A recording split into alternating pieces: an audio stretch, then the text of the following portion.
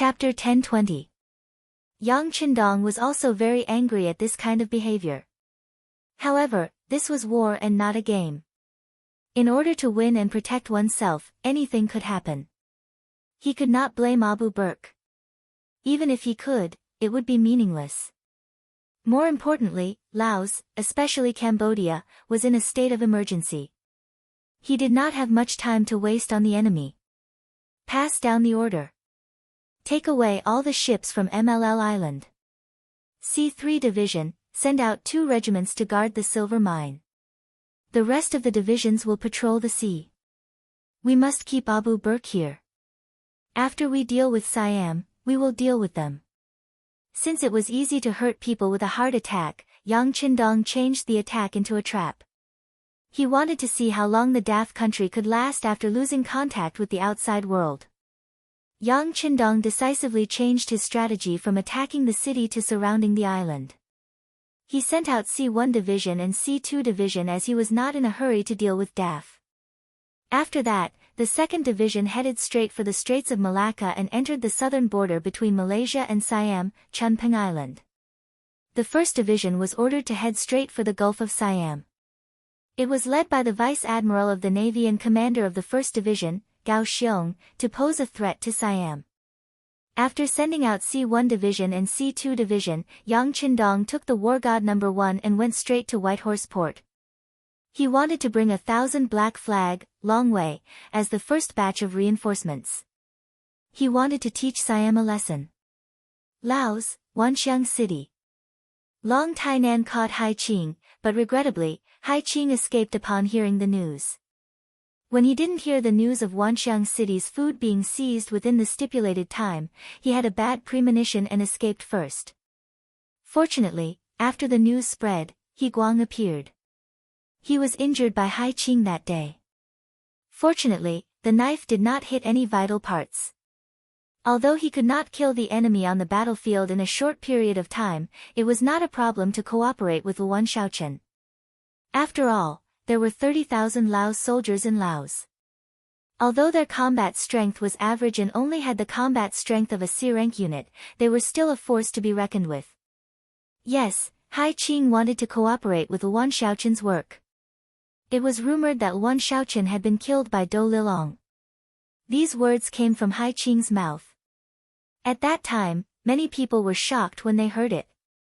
How could this young governor, this person with a bright future, die so young? It turned out that Hai Qing was lying. Or maybe he was deceived by Do Lilong and Luan Shaochen was not dead. Not only that, when he reappeared, he was accompanied by the commander of the 2nd and 6th Divisions, Luo Pa, as well as the commanders of the 2nd and 6th Divisions. Coincidentally, the day she disappeared, Luan Shaochen went to Yunnan province to see Commander Luo Pajuan. Although there was no evidence to prove that Siam was doing something wrong, and there was no news from any intelligence agency, the Siamese merchants had not received any goods from Laos for 2 months. That was the truth. Not only that, but some of the caravans that Laos had sent to Siam had also gone missing.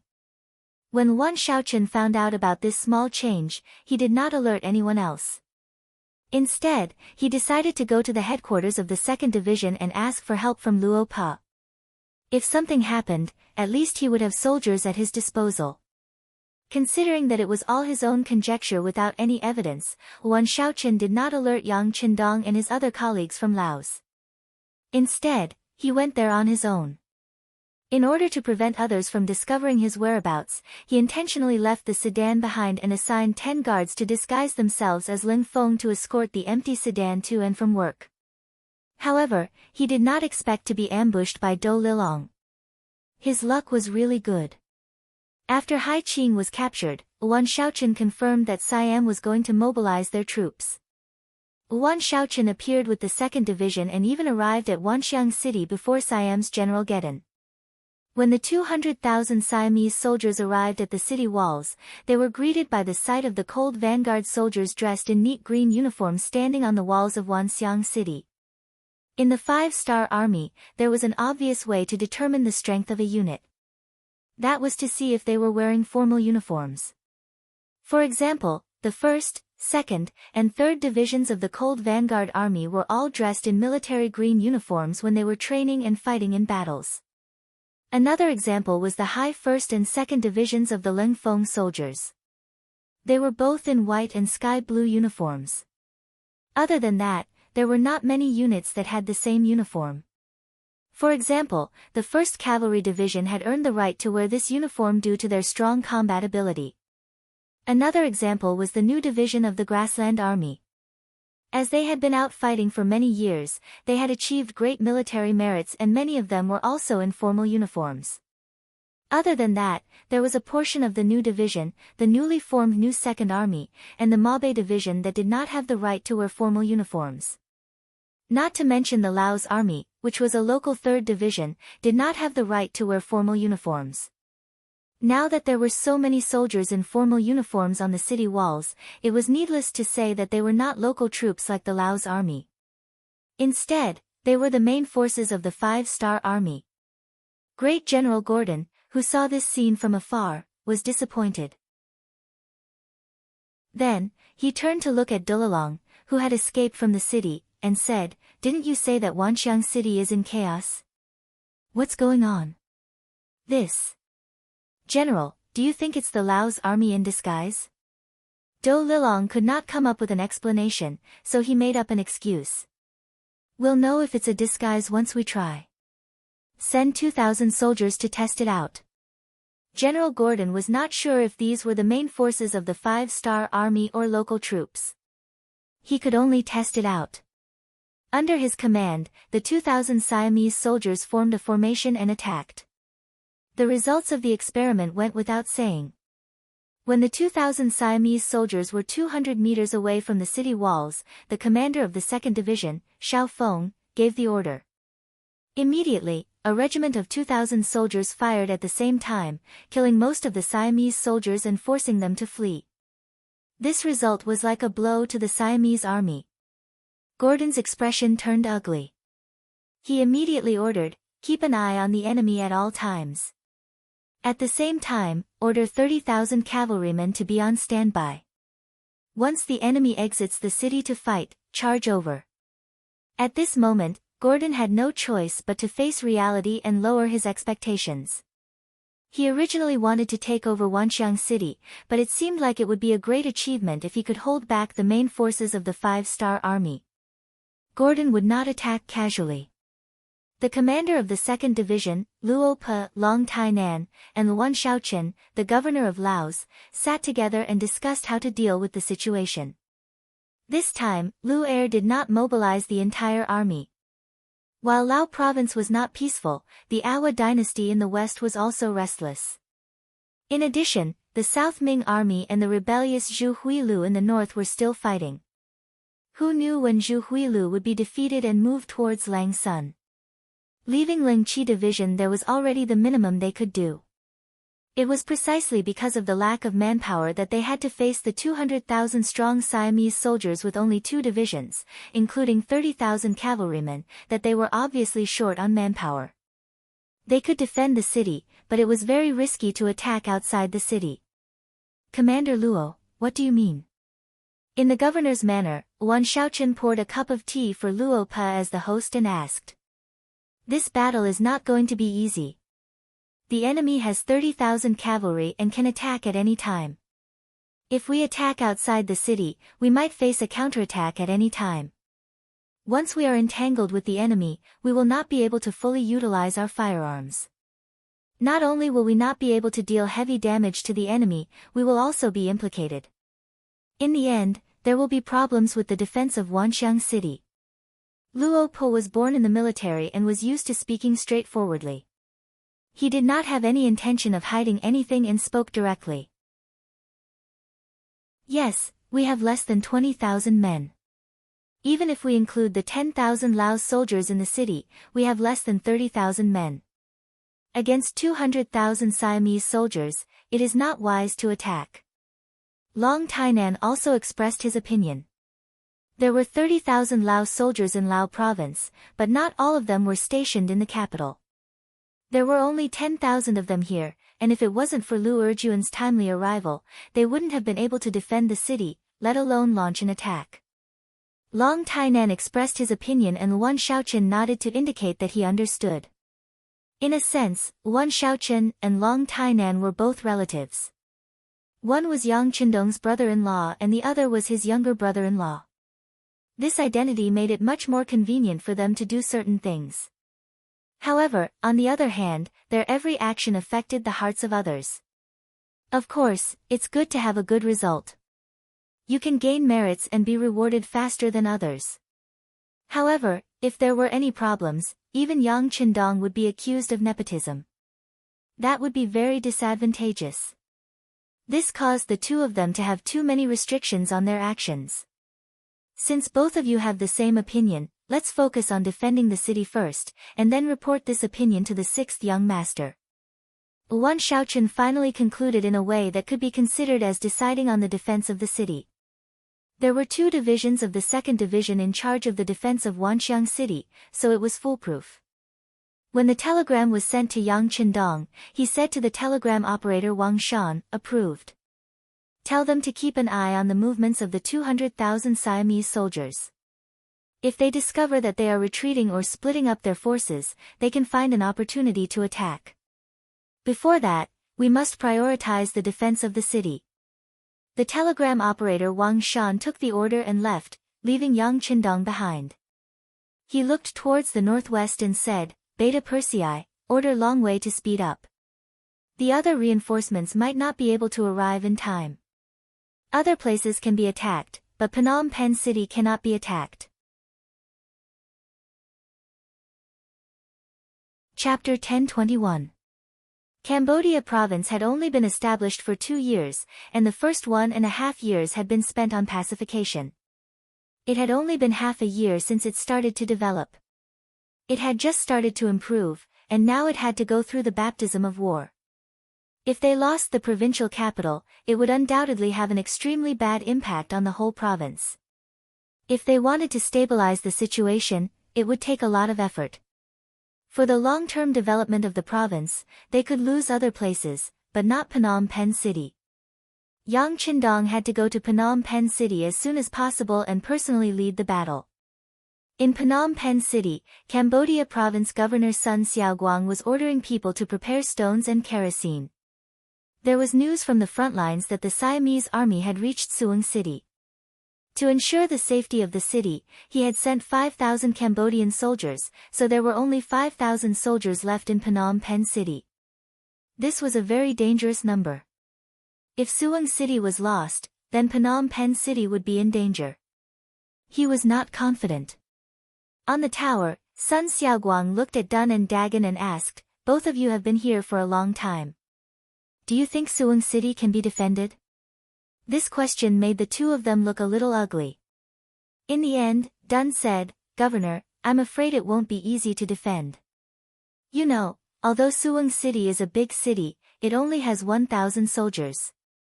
Even if we sent 5,000, the news said that the Siamese army had 100,000 soldiers. With 6,000 against 100,000, they came prepared.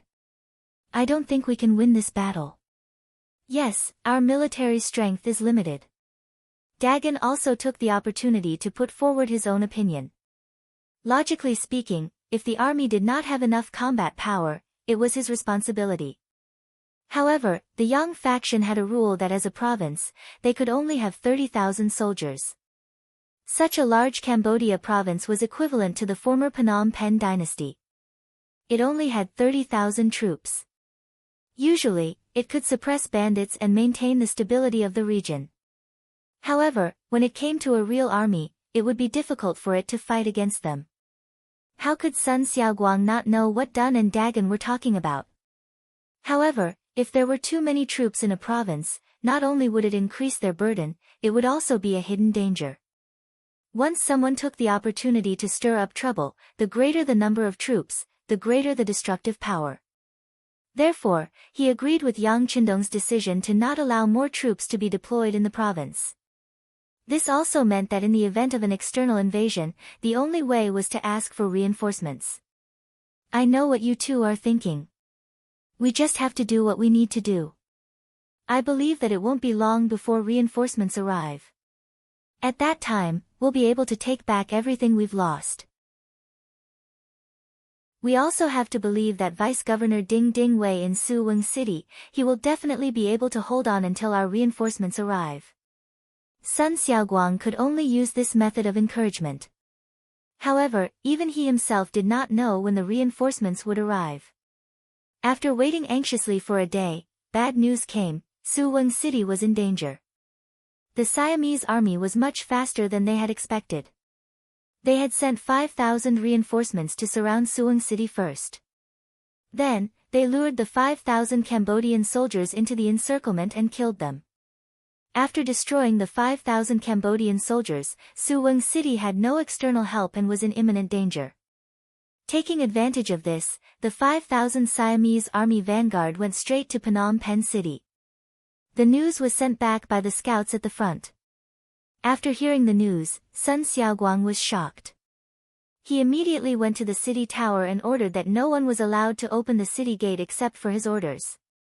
Otherwise, they would be charged with the crime of collaborating with the enemy. At the same time, he called the president of the Chamber of Commerce, Dun, and asked him to pay close attention to the status of the other members of the Chamber of Commerce. Businessmen had always been mercenary and it was difficult for them to be loyal. It was normal for Sun Xiaoguang to have such concerns. After receiving the order, President Dun immediately said that he would do his best to protect the Chamber of Commerce and ensure that there would not be any problems. The former Prime Minister of the Phnom Penh dynasty had been living a very comfortable life recently. After becoming a businessman, there were no more restrictions. He did not have to worry about other people's opinions when he spent money. In addition, he had a lot of real power as the president and earned a lot of money for him. He had already taken in 3 concubines. He had money and beautiful women to accompany him and did not have to worry about being impeached. He would never allow anyone to destroy such a good life. Even if it was for himself, Dun would do his best. Sun Xiaoguang trusted him. After seeing President Dun off, he went up the city tower with General Dun and waited for the first wave of enemies to appear. In the early morning of the next day, the Siamese army appeared from the top of the tower of Phnom Penh. They waved all kinds of military flags and happily came to Golden Rim City. It seemed that whoever was a step slower would have fewer benefits. Tell the soldiers to prepare their bows and arrows. General Dun of Cambodia entered the role of commander. At the same time, Governor Sun Xiaoguang also began to command the people in the city to deliver defensive items to the city tower. President Dun of the Chamber of Commerce also came with a group of Chamber of Commerce members. In order to protect Phnom Penh City and their own industries, they all had money and things. It was a busy scene. Young master, the enemy has appeared. There are 5,000 of them. In a barren mountain 8 miles outside Phnom Penh City, Beta Persei told Yang Qindong, who was resting against a big stone. They rushed all the way and finally arrived at noon yesterday. However, Yang Qindong was not in a hurry to enter the city. He wanted to see how Phnom Penh City defended against the enemy and whether they could defend in this difficult environment. After several days of hurrying on the road, the 1,000 shadow cavalry finally got a good rest. Finally, the enemy that they had been waiting for had arrived. Is that so? Order the scouts to keep an eye on every movement in the distance. At the same time, let everyone have a good rest. The war is coming. Yang Qindong opened his eyes and said this. After that, he closed his eyes again and rested. As the founder of the Yang faction, as well as one of the core figures, there were too many things that he needed to do. He needed to seize every moment of rest that he could get. On the city tower of Phnom Penh City, Governor Sun Xiaoguang and others did not know that the 6th young master was 8 miles away from them. At this moment, all their attention was on the enemy below the city. When the 5,000 Siamese vanguard arrived at the city, they first shouted to persuade the enemy to surrender. They said that the 100,000 Siamese army was behind them and could arrive at any time. If they surrendered now, they could save their lives. Otherwise, when the army arrived, it would be difficult to save their lives even if they wanted to surrender. For this kind of persuasion, General Dun of Cambodia responded with action. A volley of arrows rained down, forcing them to retreat repeatedly after shouting, cursing incessantly. Since it was useless to persuade them to surrender, the next step was to attack the city. The 5,000 vanguard divided into 4 groups and attacked the 4 city gates. In a one-on-one battle with such a ratio of attack and defense, there was almost no suspense about the result.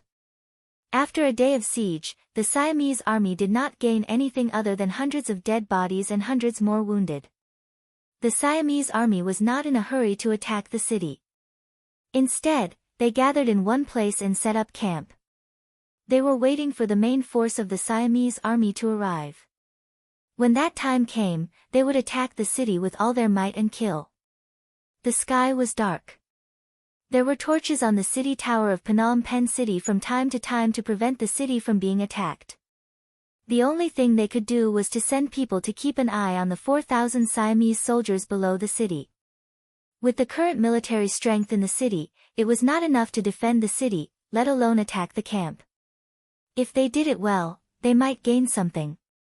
But if they did not do it well, it was tantamount to opening the city gate for the enemy to enter.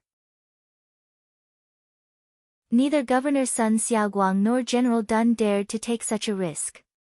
They seemed to know that the Cambodian army would not leave the city easily.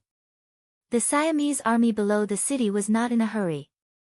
They only arranged for 500 soldiers to be on guard, and those who were supposed to sleep went to sleep. The army in the city did not dare to attack, so the garrison outside the city naturally did not have to worry about it. However, they neglected the existence of one person, Yang Qindong, and 1,000 Black Knights, who had arrived a day earlier. It was not an exaggeration to say that the Black Knights were 1 in 1,000. According to Yang Qindong's 8 characters, the ferocity of the wolf, the loyalty of the dog.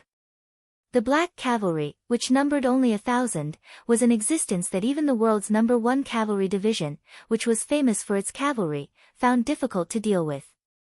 In an exercise, 1,000 Black Knights had defeated 3,000 warriors of the 1st Cavalry Division. Even Division Commander Tian, who had a headache when faced with the Black Knights who were heavily protected, including their warhorses. The Black Knights, which deserved to be called the #1 Cavalry, were going to attack tonight. Their target was the 5,000 Siamese enemies below Phnom Penh City. The Black Knights, who had rested for a day and a night, were at their strongest state, and their killing intent was at its peak. The 6th young master had already said that they could kill tonight. They did not need to take prisoners. They only needed to watch. They wanted to use this battle to teach the incoming Siamese army a lesson. They wanted to let them know the serious consequences of going against the 5-star army. In the dark night, after Yang Qindong gave the order, he took the lead and moved forward. Behind him were 1,000 Black Knights. They were originally fully armored, and with the cover of the Black Manor, even if they were 10 meters away, it would still be very difficult to discover their tracks. Under the leadership of Yang Qindong, the 1,000 Black Knights did not choose to attack immediately. Their equipment was too heavy, so they were not suitable for long-distance attacks. They came carefully until they were only 3 miles away from the enemy camp. When they could see the torches of the enemy camp, Yang Qindong's right hand reached for his waist, and a steel sword immediately appeared in his hand. Brothers, follow the young master and charge. Chapter 10:22. Charge. The 1,000 Black Knights, who could not wait any longer, shouted loudly. Then, the sound of iron hooves thundered on the ground, signaling the start of the charge. The ground trembled.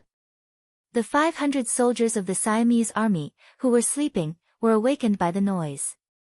They looked for the source of the noise and saw a shocking scene. In the dark night, countless black shadows came, followed by flashes of silver light. The men borrowed the speed of the horses and the power of the swords. The silver swords, which were better than ordinary iron weapons, were swung. Countless heads flew, and countless weapons were cut in half. The appearance of the Black Knights took the Siamese army by surprise. The 500 soldiers were chopped down like vegetables. In just one exchange, 300 of the 500 soldiers had fallen. Under such a powerful force, the remaining Siamese soldiers had lost the courage to fight. They covered their heads and ran away, screaming for help. Some of the more timid ones even knelt down and surrendered. The appearance of the Black Knights was like the Grim Reaper in the dark night. The powerful combat strength they displayed was daunting. There was no way to resist at all. The 500 well-prepared Siamese soldiers were so vulnerable, let alone the other Siamese soldiers, who had been tired from the siege for a day. Many of them had their tents torn open while they were still asleep, and they lost their heads in their sleep. Against an enemy that was 4 times their number, the shadow cavalry showed their strength and ferocity. Every time they swung their swords, an enemy's head would be cut off. Every time the horses galloped, red blood would flow, and the screams of countless enemies would be heard. The scene below the city quickly alerted the Cambodian soldiers on the city tower. The news was reported to Governor Sun Xiaoguang and General Dagan. They rushed to the city tower and saw that the Siamese army was almost completely wiped out. "It's the Black Knights. It's Long Wei. It's the 6th young master." Governor Sun Xiaoguang, who was knowledgeable, used the only night vision telescope in the city to see what was happening below the city. Then, he could not help but scream in excitement. Only Yang Qindong's appearance had such an influence to make a provincial governor lose his composure. "Quick, open the city gate. Let's go out and welcome the 6th young master." Sun Xiaoguang was so excited that General Dagan couldn't believe what he was hearing. Was this still the calm and steady Governor Sun? Under Sun Xiaoguang's urging, the city gate was opened. He led General Dagan and 3,000 Cambodian soldiers out of the city. At this time, the battle outside the city had ended. In less than 2 hours, nearly 5,000 Siamese soldiers had been wiped out. It seemed shocking, but it was not a big deal that a Black Knight only needed to kill 4 to 5 people. Outside the city gate, someone was leaving the city. Naturally, a Black Knight reported the matter to Yang Qindong. Under the protection of Beta Persei and the others, Yang Qindong rode his horse and saw Sun Xiaoguang with the help of the torchlight. At this moment, Sun Xiaoguang also saw Yang Qindong. From afar, he knelt on the ground and shouted, "6th young master, long live the 6th young master." As Sun Xiaoguang knelt, the people around him also knelt and shouted, "Long live the 6th young master." People in this era were deeply influenced by the feudal society. It was common for people to kneel on the ground. "Get up." Yang Qindong was already numb to it. It could even be said that he was used to it. After Governor Sun Xiaoguang received permission, he stood up and took a few steps forward to Yang Qindong. He said excitedly, "6th young master, have the Siamese soldiers been wiped out?" "They've all been wiped out. No one survived. Since you're here, I'll leave the matter of Lijiang Taoist temple to your Cambodian army." Yang Qindong had a warm smile on his face. As soon as he finished speaking, General Damien immediately stood at attention and saluted. Then, a large number of Cambodian soldiers went to the chaotic Siamese camp ahead. Governor Sun Xiaoguang was left behind. Before he could ask, Yang Qindong took the lead and said, "This time, I'm the only one who came in advance with 1,000 Long Wei soldiers. The other reinforcements are coming here one after another. As long as we can hold on for a while, the danger will be gone. By the way, what's the situation here now?" Hearing that only the 6th young master came with 1,000 Long Wei soldiers, Sun Xiaoguang was shocked. There were 5,000 Siamese soldiers here, but they were all killed by 1,000 people. It was said that the 6th young master's Long Wei soldiers were invincible on the ground. It seemed that it was not an exaggeration. Sun Xiaoguang organized his thoughts and answered Yang Qindong's question. "The 6th young master, the situation is not very good. Previously, in order to solve the siege of Suwon City, I sent 5,000 Cambodian soldiers. Unfortunately, they were wiped out before they could even enter the city. Now, only the deputy governor, Ding Ding Wei, led 1,000 Cambodian soldiers and 200,000 people in the city to resist. Their survival is uncertain." "Oh. Hasn't Suwon City been captured yet?" Hearing this answer, Yang Qindong asked with a little surprise.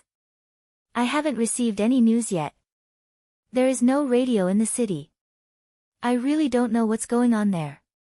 Sun Xiaoguang replied with a little embarrassment. Yang Qindong and Sun Xiaoguang were worried about the situation in Suwing City. Here, torches were lit on the city walls and people were busy. The deputy governor, Ding Wei, was using the night to strengthen the city's defenses. Previously, Suwing City was breached by the 5-star army. The city walls were also attacked by cannons and were riddled with holes. This was all thanks to the arrival of the 5-star army. After occupying the entire Cambodia, Suwing City was an important transportation hub. The city walls were strengthened, and because of this, the city was able to withstand the attacks of 100,000 Siamese soldiers for several days. Of course, this had a lot to do with the deputy governor, Ding Wei, guarding the city.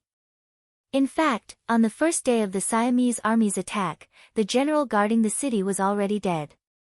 Since then, Ding Wei had the final say.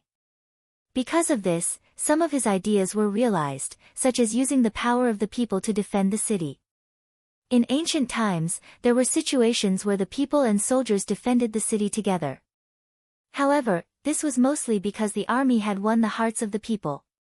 After Suwing City was occupied by the 5-star army, land was distributed, trade routes were opened, and a series of heavy taxes and slave systems were abolished. Because of this, many people were able to live a better life. Once the people's lives improved, they would naturally feel grateful. They would also be filled with more yearning and hope for the future. At this time, the Siamese army came. They wanted to let the people live their lives again. Therefore, the first to disagree were the local people. In order to protect the fruits of their victory, many people wanted to contribute.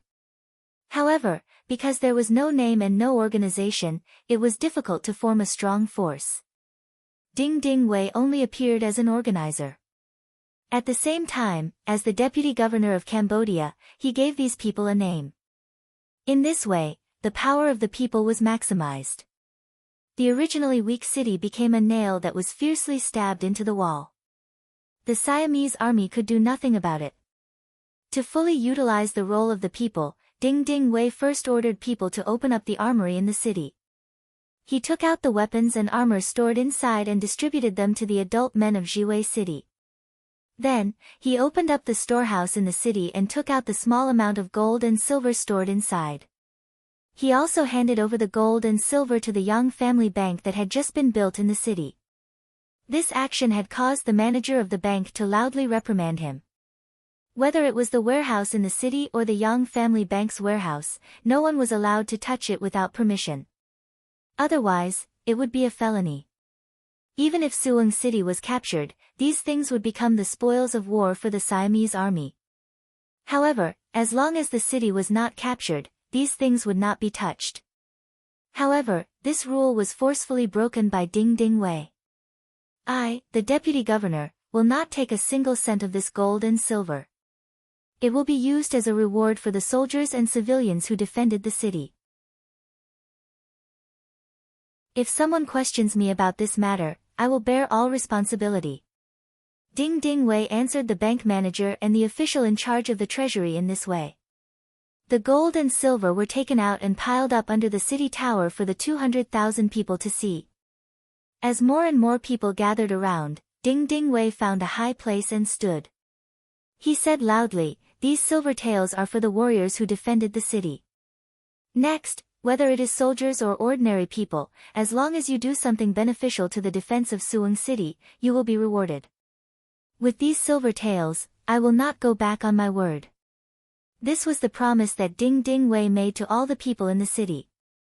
Now that they had the money, the next thing was the name. Ding Wei sent people to put up notices all over the city. It was written in detail that any citizen, no matter what clan they were born in or where they came from, as long as they could pick up a sword or a spear or carry a stone, they could sign up to defend the city. If they died in battle, their loved ones would be given a pension. Once they performed a meritorious deed, they would report it to their superiors and be rewarded accordingly. Suwing City was a big city. There were 200,000 people in the city. There were Han people, grassland people, Koreans, and people from Luzon and other countries in the southeast. After the notices were posted, the Han men were the first to sign up. As people who benefited from this, now that the city was in trouble, they were the first to step up. With the Han men taking the lead, more people started to sign up. Among them, there were some women who were in good health. They could also move the stones under the city. Ding Ding Wei waved his hand and issued weapons to them. He allowed them to enter the city and fight.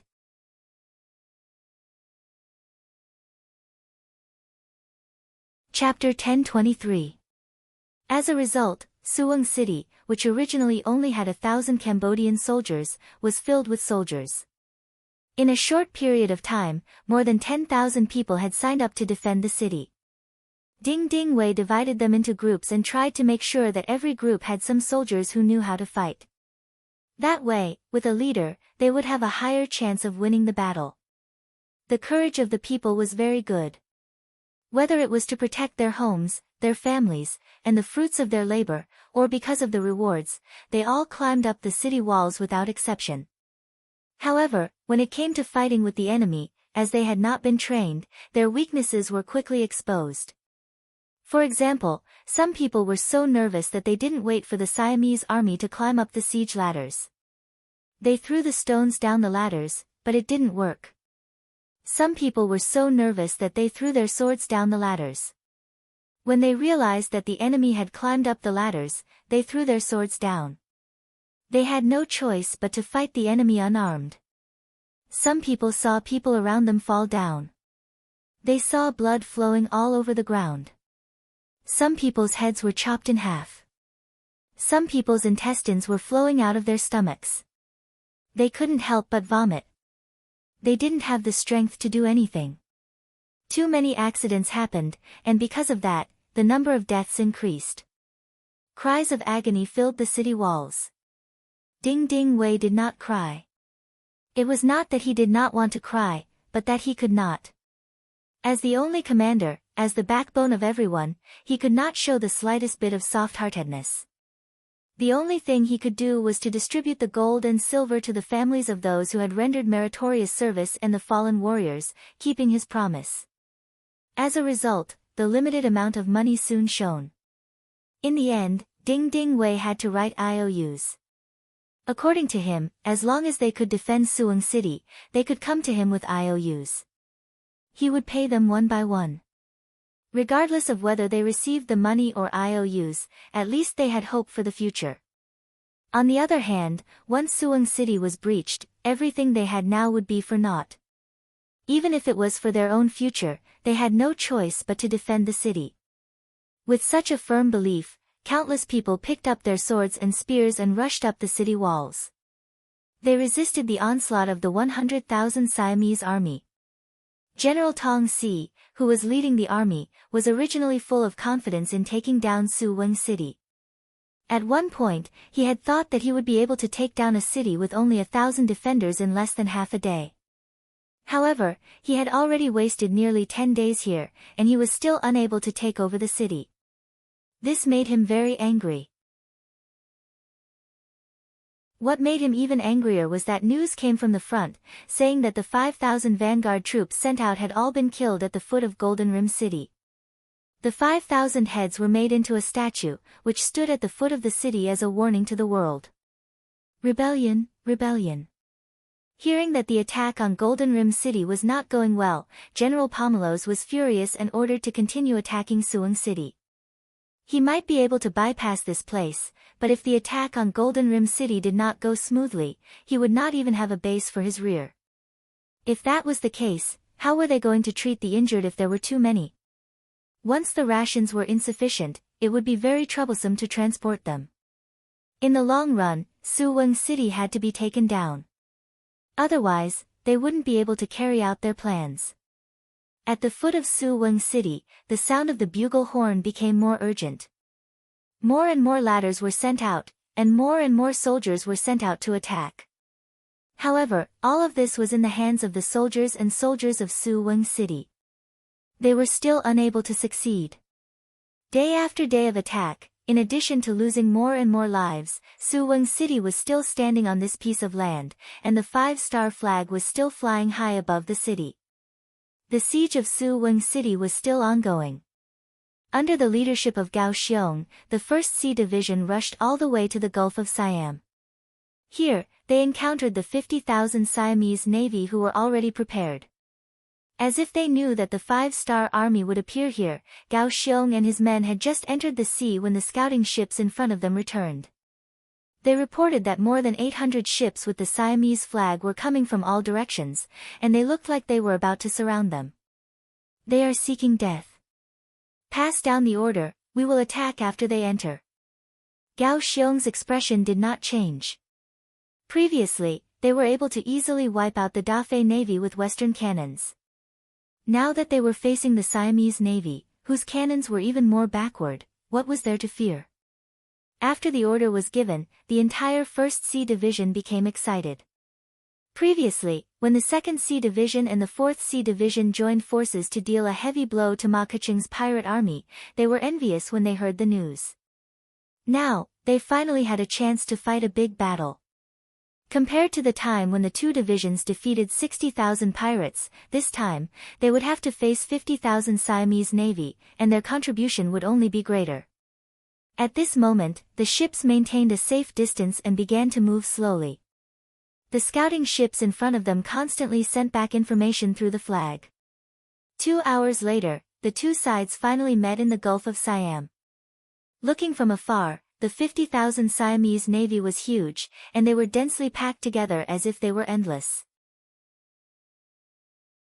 However, the soldiers of the 1st Sea Division only became more excited. At least, there was no trace of nervousness or fear on their faces. They knew that the enemy's cannons couldn't hit them, and they could aim at their targets as much as they wanted. What was there to be afraid of? The Siamese Navy General Meng Wa also saw the 5-star army from afar. When he saw that there were more than 100 ships, which was less than 1/6 of their strength, his face was full of confidence. Ha ha ha, order the entire army to attack and surround them. Don't let a single one of them go. Before the news of Ma Keqing's defeat had spread, the Siamese Navy had already sent themselves to their deaths. This was the tragedy of the lack of information. This was destined to be a battle without suspense. At the same time, it was also destined to be an unequal naval battle. The naval battle of Jiawu was an unequal naval battle. The difference in the tonnage of the warships of the 2 sides was too great, which led to the crushing defeat of the Qing dynasty. The current naval battle of the Gulf of Siam was the same. The power of the cannons, especially the attack range, was completely different. Before the battle, the outcome was already decided. The Siamese Navy, equipped with a small number of cannons, still relied on bows and spears for close combat. When they were 5 miles away from the 5-star Army's 1st Sea Division, and were still moving at full speed to engage in close combat, the sound of cannons suddenly rang out. The Siamese Navy was completely unprepared. The warships at the front were hit one after another. Some sank slowly, some broke into 2, and some burst into flames. Soon, they were completely thrown into chaos. In contrast, the 1st Sea Division advanced with speed. While the cannons roared, the 4 regiments and 1 division's battalion advanced in 5 different directions. One by one, the Siamese ships entered their line of sight and became the target of their cannons. The Siamese soldiers were completely outmatched in terms of military strength and weaponry. The Siamese soldiers did not even have the ability to defend themselves. In the end, one by one, they were hit by the cannons and sank into the sea without a trace. After only half an hour, the Siamese Navy, whose formation was completely messed up, began to retreat. After witnessing the power of the 5-star Army's cannons, they finally saw the gap between them. They knew that if they continued to fight, they would only be sending themselves to their deaths. The Siamese Navy's General Meng Wa led the retreat, wanting to leave the battlefield. Hence, the cannons of the 1st Sea Division started to expand. From the previous 5 to 6 miles, the current 8 miles, 10 miles, and finally, 12 miles, 13 miles. In terms of speed, the five-star army's ships were not only larger, but also faster. From start to finish, they were chasing the enemy. Often, the faster the Siamese ships ran, the faster they ran. The cannons continued to bombard, and time after time, the results of the battle continued to expand. This battle lasted from noon to night, from night to dawn, and from dawn to noon. This continued for 2 days before it finally came to an end. 50,000 Siamese soldiers and 800 ships were sunk within 48 hours. More than 200 ships had no choice but to raise their white flags and surrender. In the end, only General Meng Wa managed to bring 30 ships back to the port. Then, the port was bombarded by cannon fire. Other than General Meng Wa, who was quick to escape with more than 2,000 men, the other 3,000 Siamese soldiers who were guarding the port were also killed by the cannon fire. In this battle, the Siamese navy was completely annihilated, causing the seemingly powerful Siamese to become a country without ships. The 1st Sea Division continued to pursue. Other than leaving behind a few ships to take over the captured ships, the main force continued to occupy Gai and Sarm Islands, and finally reached the capital of Siam, Bangkok. If not for the fact that the capital was too far away from the coastline, the 1st Sea Division would have already bombarded Bangkok. The Siamese navy was completely annihilated, and the five-star army actually chased them all the way here. While they occupied the pier, they were less than 300 miles away from Bangkok. The moment the news spread out, the King of Italy was scared out of his wits. Before he hurriedly sent out another Grade 2 general, Nauk, to lead 100,000 troops to defend the coast with Meng Wa. This was to prevent the five-star army from charging onto land and threatening their south. The annihilation of the Siamese navy caused a crisis in their south. At the same time, it also meant that the initial Siamese attack and the five-star army defense had turned into a stalemate. Without enough troops, the 1st Sea Division did not venture onto land. They only faced off against the 100,000 Siamese soldiers, occasionally firing a cannon to intimidate them. In Wanxiang City, Governor Wan Shaoqian was constantly mobilizing troops from the province to prepare for a counterattack. In Suwon City, the cost of defending the city every day was more than 1,000 men. However, Deputy Governor Ding Wei did not back down. He held on and waited for an opportunity to be rescued.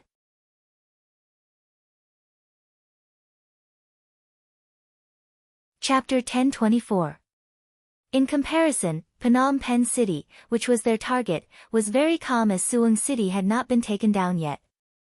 Especially after the 5,000 Siamese vanguard troops were wiped out by Yang Qindong and the Black Cavalry, Siam Grade 2 General Tong Chi did not send anyone to attack. Since the enemy did not attack, Yang Qindong was ready to counterattack. The reason he made this decision was because a portion of the reinforcements had arrived. The 5th Division of the Lu Army had entered Cambodia from Chichen City and arrived at Phnom Penh City at noon. Yang Qindong personally went out to welcome the arrival of the 5th Division. Along with him were the Cambodian Governor Sun Xiaoguang, the Cambodian General Don, and the Chamber of Commerce President Dun. Dun appeared here to thank the army. Yang Qindong appeared with a group of merchants from Golden Rim City. They brought a lot of meat and hot meals. General Dagan came here to prepare for a joint attack. After discussing with Governor Sun Xiaoguang, Yang Qindong made a decision to counterattack the Siamese army and save Suwon City. Yang Qindong did not know what had happened in the city to be able to hold on until now. However, his intuition told him that without troops and food, they would not be able to hold on for long. If he did not send reinforcements, once the city was broken, the situation would change. With the arrival of the 5th Division, Don was prepared to bring 3,000 Cambodian soldiers to work with him. Along with the 1,000 Black Cavalry, they had more than 10,000 men. If they suddenly entered the battlefield, it would have a good effect. Yang Qindong left 2,000 Cambodian soldiers with the provincial governor, Sun Xiaoguang, and told them that 2 cavalry divisions from the grassland were on their way here, and that no matter what happened, they were not allowed to open the city gate until they saw reinforcements. Yang Qindong then led more than 10,000 troops north. Suwon City. Just as Yang Qindong expected, it was really difficult to defend. After all, it was a group of untrained civilians defending the city. They relied solely on their bravery. However, after defending for so long, the number of casualties was already very high, especially after the death of the 1,000 Cambodian soldiers who were originally guarding the city. There were no trained veterans on the city tower, and the situation could collapse at any time. Ding Ding Wei had already climbed up the city walls many times to encourage everyone. The square in the city was filled with corpses. After a rough calculation, there were 20,000 dead and 30,000 injured. All in all, the Siamese army only had 10,000 casualties. This was the difference between untrained civilians and soldiers on the battlefield. Ding Ding Wei didn't know how many nights he hadn't slept. When he was too sleepy, he would just find a place to sleep for a while. He felt as if his spirit was about to collapse. Anyone who found him and wanted to talk to him had to shout loudly. Otherwise, his ears wouldn't be able to hear any words. Even in such an atmosphere, Ding Ding Wei was still holding on. He could not fall because he was the god of the Suwing people. If anything happened to him, the people who had gathered together would quickly disperse. When faced with the Siamese army attacking the city, they would not be able to resist at all. After another difficult day of defending, the Siamese finally stopped beating the war drums and the soldiers retreated like the tide. Ding Ding Wei could not help but wobble and fall to the side with his eyes closed. A soldier who had followed him for many years quickly caught him. His eyes were full of tears. In the past 20 days, his master hadn't slept properly.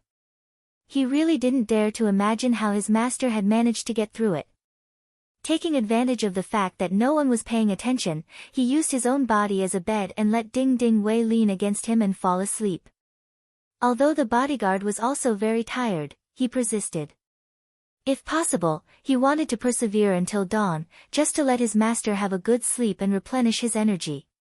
However, reality did not allow him to do so. Suddenly, there was movement in the night below the city walls.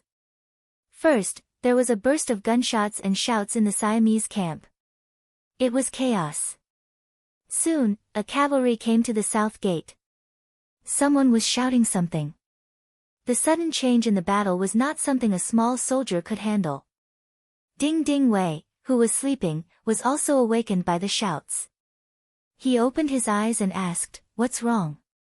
Where am I? What's going on? Is the enemy going to attack again?" "Master," the Siamese camp was suddenly in chaos. Then, there was someone shouting at the south gate. No one knows what happened. The soldier wanted Ding Ding Wei to sleep for a while, but he knew that since something had happened, it could only be solved by his master. "Let's go and take a look." Although Ding Ding Wei was still very sleepy, he had slept for more than 2 hours. He recovered a little. Following his duty, he walked to the south gate. At this moment, there were over 100 adult male citizens standing on the southern city gate. They held torches in their hands and looked at the cavalry below the city. All of them looked at each other, but did not know what to do. Among them, one of the more impatient ones asked, "Have you sent for the deputy governor?" "Yes, yes. He should be here soon." They could not help but be anxious. The cavalry said that they were the 6th young master and asked them to open the gate immediately. They would help defend the city. Yang Qindong had many names. From the Dong Shuai when he first arrived at the capital, to the war god when he defeated Walla's army, to the Duke of Loyalty, to the war god who came later, to the Heavenly Khan, to Bugnam of Gojoseon, and so on. However, there was a name that could be used anywhere, and that was the 6th young master. The 6th young master was a name that even the ordinary people under Yang Xie's rule knew. But most people had only heard of his name and had never seen him in person. Now that someone said that the 6th young master was outside the city, it inevitably attracted more attention. Some people were excited, while others did not believe it. At this time, Suwon City was very dangerous.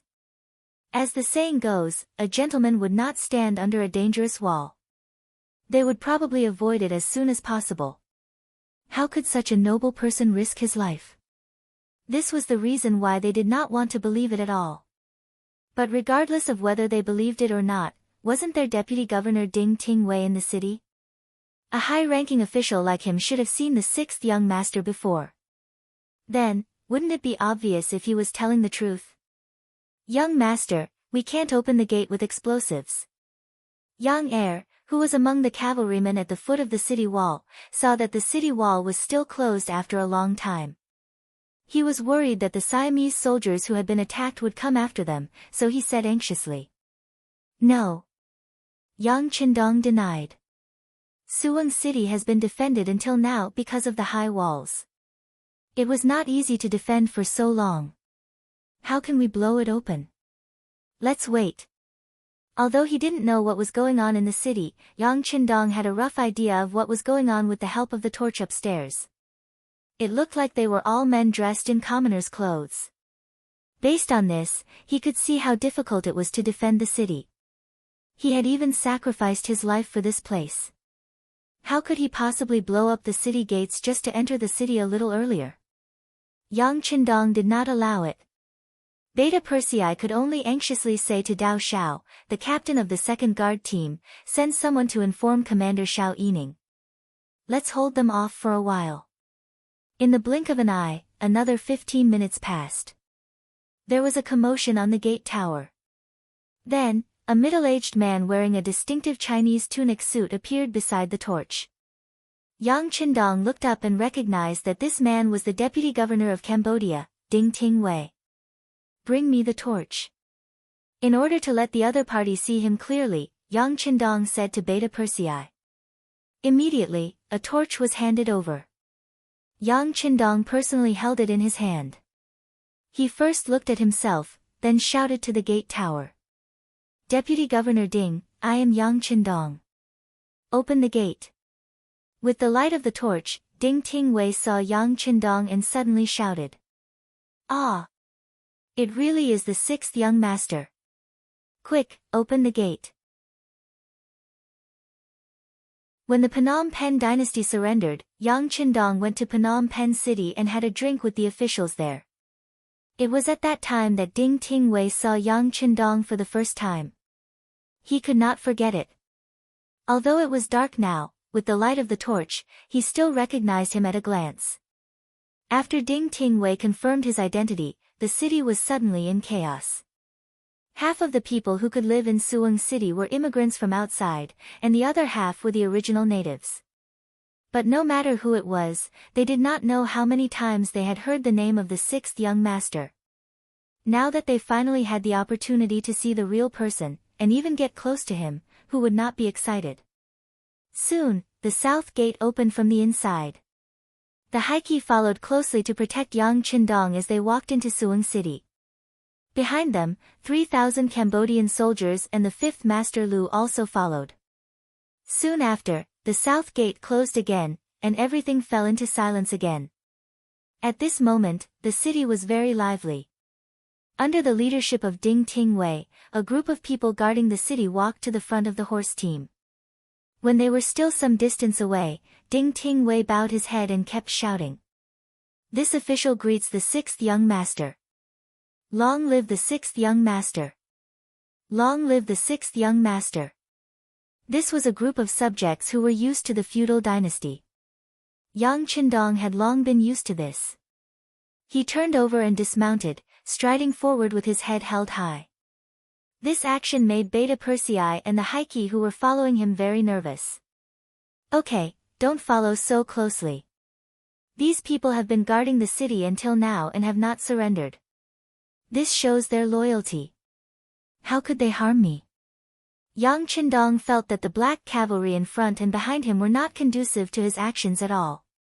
He could not help but frown. Young master, it's better to be safe than sorry.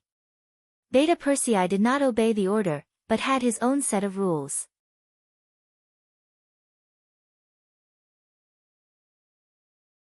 Chapter 1025. Yang Qindong's safety had long become the most important thing in Yangtze. For this reason, not only did Yu Qian and the others talk to Beta Persei about it, but even the madams also talked to him about it. While Beta Persei felt great pressure, he naturally did not have the slightest intention of slacking off. Okay, you're always right. But you have to give me some space. Yang Qindong found that he could not win against Beta Persei on this issue, so he took a step back and said, "Well, let's step back a little."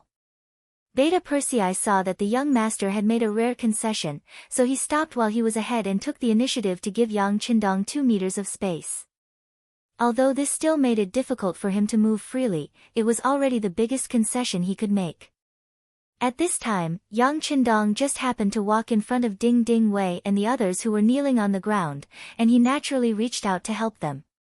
Ding Ding Wei's trembling body was helped up, and when he saw that the person who helped him was the 6th young master, he could not help but burst into tears, and tears flowed out uncontrollably. You've worked hard. Everyone has worked hard too. How about this, let's find a place to have a good chat first. Yang Qindong took Ding Ding Wei's hand and looked at the people kneeling on the ground, and said kindly. Next, under Ding Ding Wei's guidance, they went to the yamen in the city. In the courtyard of the yamen, candles were lit all around, and everyone sat around Yang Qindong, having a chance to get close to the 6th young master. When the news that the 6th young master had entered the city in such a dangerous time spread throughout the city, the people were restless and immediately rushed to the yamen without caring about anything else. They all wanted to see what the young man who had brought them a completely different life and hope looked like. They wanted to see their benefactor, their savior up close. Therefore, more and more people gathered outside the yamen, and in less than an hour, the number of people had exceeded 20,000. The situation could not be controlled by just 1,000 black cavalry soldiers. Beta Persei had to send people to find the commander of the 5th Division, Xiao Yining, and the 2nd Regiment commander, Yi Jia, arrived with 2,000 soldiers of the 2nd Regiment. Only then could they barely maintain law and order.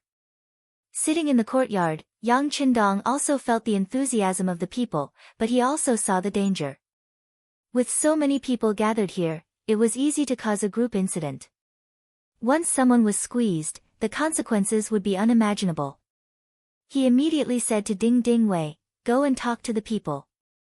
They can send some representatives, and I will receive them. But this courtyard is only so big, and it can't accommodate too many people. Most of the people should go and rest immediately. I will be staying in Suwon City for a while, and there will be many opportunities to meet with everyone." "Yes, 6th young master." Ding Ding Wei replied and turned to make arrangements.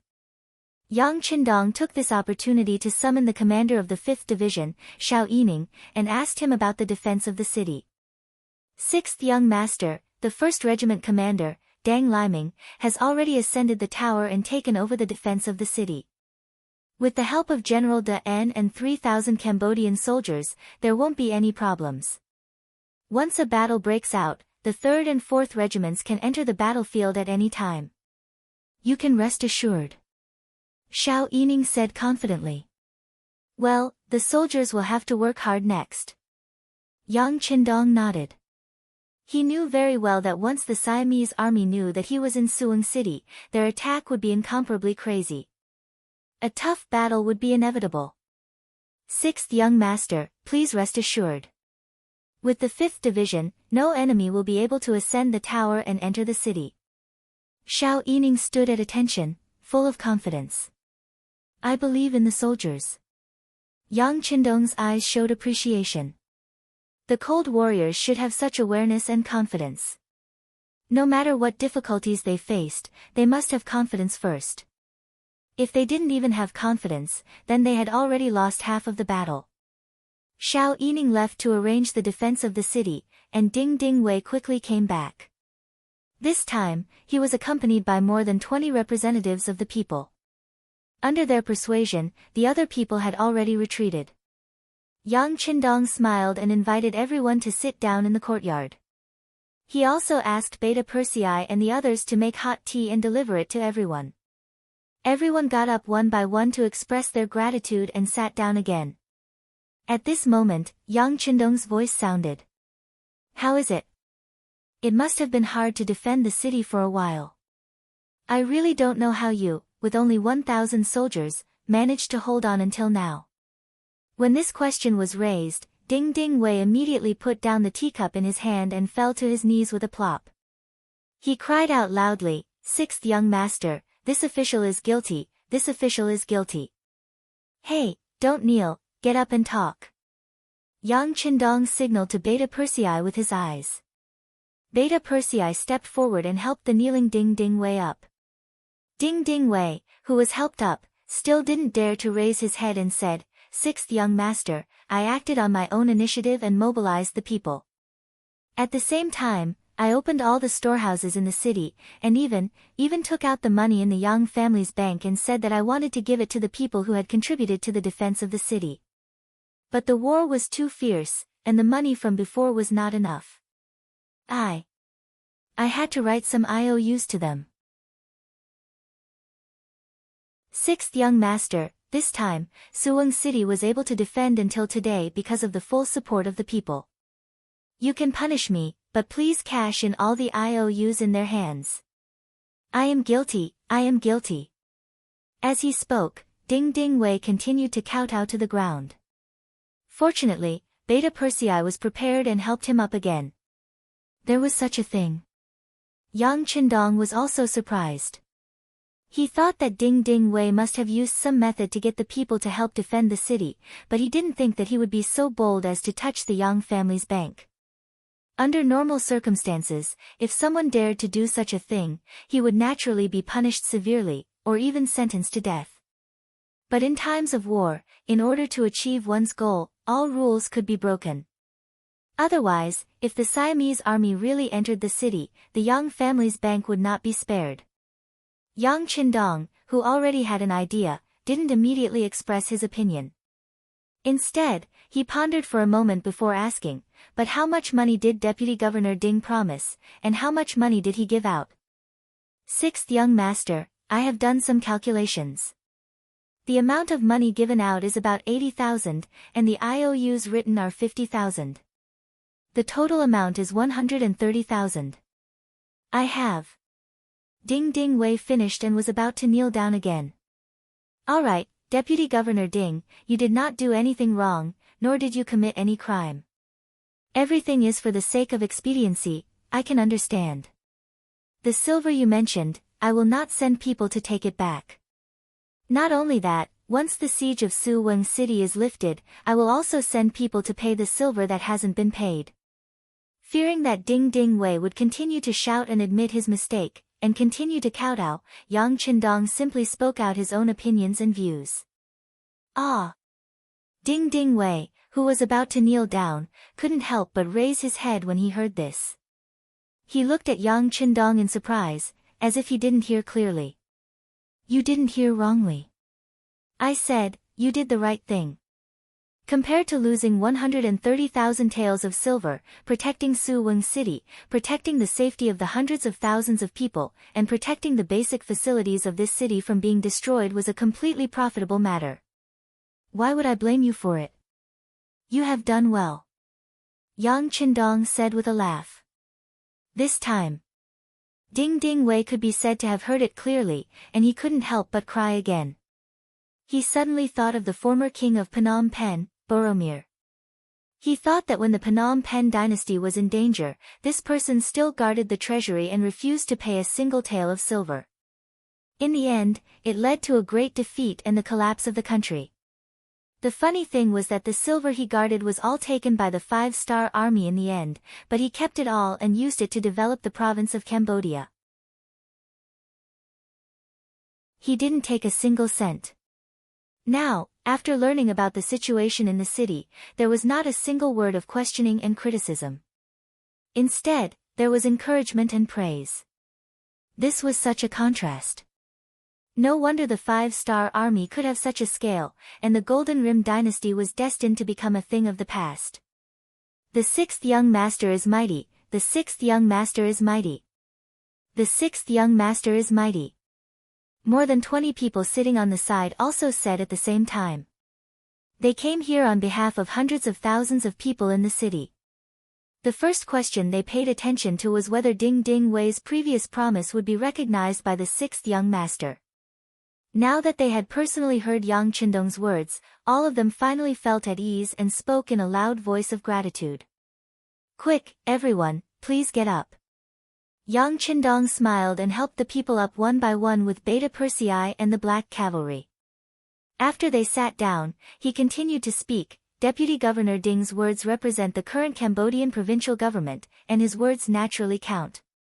But in my opinion, this is far from enough. Not enough? Everyone was confused by Yang Qindong's words. Yes, far from enough. This time, Suwon City has experienced this war, and now it's June. The food planted by the people has been destroyed, and there will be no harvest at the end of the year. So how can the people live? In the long run, at the end of this year, more relief food will be transferred from other cities and distributed to the people for free. Not only that, but all the food planted next year and after the new year should be exempted from all taxes. After 3 years, the tax will be paid at 30% of the normal harvest. Yang Qindong said in a firm tone. If he wanted the people to settle down and use them for his own purposes, he must be anxious about their needs and think about their needs. Only in this way can the world be peaceful and the country prosper. This. Long live the sixth young master. Ding Ding Wei's expression was absent-minded for a while, but when he fully understood the meaning of Yang Qindong's words, he immediately knelt on the ground again and cheered.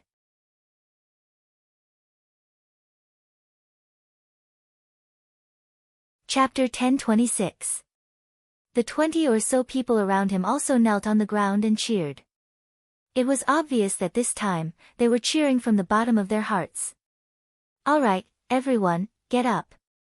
In fact, it was not only for agriculture, but also for business.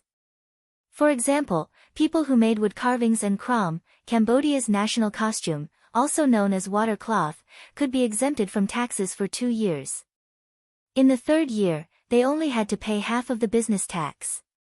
In short, they had to find a way to let the people live a stable and satisfactory life again after the war. Well, in this regard, Deputy Governor Ding is an expert. You can write an application. I'll look at it later. If there are no problems, I'll approve it. Yes, I'll write it later. Ding Ding Wei said excitedly. The ancients said that after the war, there would be a pandemic. This pandemic did not only refer to the plague that was easy to give birth to, but also the plague of the people's hearts. Everything had to start from scratch. Even eating was a problem. All kinds of problems were bound to follow. However, with Yang Qindong's concern and various feasible policies, there were no problems. With a good policy, the people would be able to live a stable and happy life again. Even if someone wanted to rebel, no one would follow. The conversation with Ding Ding Wei and the people lasted the whole night. When the sun rose, Ding Ding Wei's excitement was replaced by exhaustion. There were a few times when he looked sleepy. Yang Qindong waved his hand and arranged for someone to send him to rest. The people's representatives left with gratitude. They wanted to pass on the sixth young master's words and let all the people know. On the other hand, Yang Qindong turned around and headed up the city gate tower. He needed to show his face and give the other party a greater stimulation. In the Siamese army camp outside Suwon City, General Tong was angrily scolding a group of generals. Last night, their camp had been raided. There were not many soldiers who died, only a few hundred. However, the worst thing was that they did not even know who did it. This was really infuriating. After being beaten up, he didn't even recognize who the assailant was. This kind of performance was too incompetent. While he was still cursing in his tent, someone outside reported that a flag with Wu Nan Wang's name had suddenly appeared on top of Suwon City. The general at the front asked General Tong to go take a look. Bugnam of Gojoseon? When he heard the name, Tong Si was stunned for a moment, but he quickly understood what the flag represented. He then sneered and said, "Hee, you've been guarding it for so long and you're still using this name. Are you trying to scare someone? Let's go and take a look. Let's see what kind of tricks they're up to this time." Tong Si had already guessed that Bugnam of Gojoseon was Yang Chendong, but he didn't connect the two together. In his opinion, Suwon City had been under siege for a long time, but it was still a city under siege. How could Yang Chendong be here? Someone must be trying to use the flag to intimidate him. Tong Si, who looked as if he had seen through everything, arrived at Suwon City. When he looked up nonchalantly, he saw a man wearing a golden cape standing on the city gate tower. As a second-rank general of Siam, Tong Si had never seen Yang Chendong in person. However, he had seen a portrait of him. Now that he took a closer look, wasn't this person very similar to the person in the portrait? Could this person really be Bugnam of Gojoseon? A row of armored generals appeared at the foot of the city wall. This meant that the main character had arrived. Yang Chendong suddenly shouted, "I'm here with King Wunan of Daemyeong." Who is the person at the foot of the city wall? Why are you an enemy of this king? Do you want to die? The person who came admitted his identity made Tong Si exclaim. He suddenly remembered that a scout in the army seemed to have said that he had seen Yang Chendong. He immediately said to the guard beside him, "Go to the scout camp and ask if anyone has seen the real Bugnam of Gojoseon. Tell them to come here immediately." After the arrangement, Tong Si raised his head again and looked at Yang Chendong on top of the city wall. He shouted, "You said that you are Bugnam of Gojoseon, so you are Bugnam of Gojoseon. I think you are clearly pretending. Besides, when did Suwon City become the territory of the Great Ming Dynasty?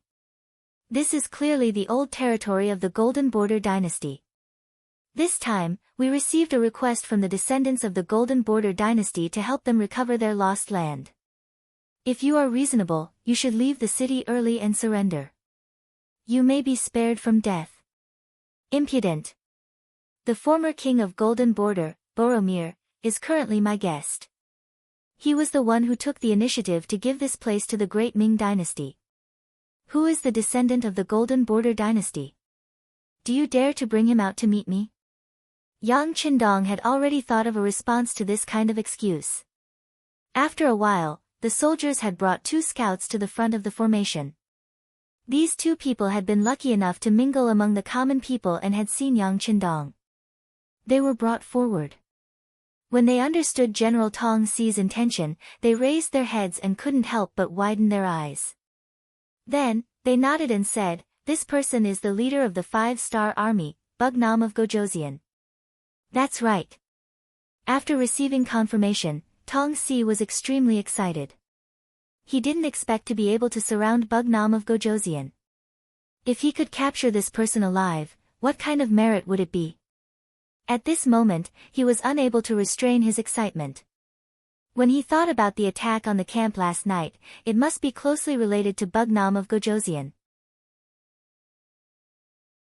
However, there was one thing he couldn't understand. He clearly knew that Suwon City was heavily surrounded, so why did he still stay here? Could it be that the reason why Suwon City couldn't be taken was because of this person? Could it be that last night's sneak attack was to rescue him? All kinds of thoughts jumped out in his mind. Tong Si's face alternated between red and white. This was not because he was angry, but because he was excited and excited. Not only him, but the other generals around him were also very excited when they found out that the person wearing the golden cloak was the country's biggest enemy, Bugnam of Gojoseon. A few generals couldn't help but volunteer, "General, please give the order. We will definitely do our best to take down the city and capture Bugnam of Gojoseon to present to His Majesty." "Yes, General, we are also willing to take the initiative to fight." Tong Si, who was also excited, knew that no matter who captured Bugnam of Gojoseon, he would be heavily rewarded. He immediately nodded and agreed, "Okay, after we go back, we will have a good discussion on how to attack the city." Yang Chendong's eyesight was very good. He saw the reaction of Tong Si and the people around him. He knew that it was time to add fuel to the fire, so he shouted loudly, "This king, in the name of Bugnam of Gojoseon, requests that you immediately withdraw your troops. This way, I will still be good friends with Siam. Otherwise, once this matter is over, it will be time to conquer Siam." May I ask if you can bear this responsibility? These words sounded like a threat, but it gave a feeling of strength in appearance and weakness in heart. It was as if Yang Qindong was no longer able to defend the city, so he had no choice but to use his status to suppress them and force them to withdraw. Tong Si did not give any answer to Yang Qindong's threat. He turned and left. Now, his heart was filled with all kinds of benefits after capturing Yang Qindong. As for the rest, he had long forgotten about it. Tong Si and the others temporarily retreated. Yang Qindong also turned and walked down the tower. Beta Persei, who was following beside him, was a little confused. He looked like he wanted to say something but stopped on second thought. Well, I know what you want to say. The young master showed up this time to attract the attention of the enemy. Only in this way, Golden Rim City will be safer. Only in this way, the nearby cities will not be plunged into misery and suffering. Yang Qindong explained why he had appeared. In fact, that was exactly what he was thinking. In the face of the sudden attack of the Siamese army, Cambodia province was indeed greatly damaged. He did not appear here before, so naturally, he did not have the strength to catch them. But since he was here, he had to end this situation. It was a pity that he had limited military strength, so he could only use himself as bait to attract the enemy.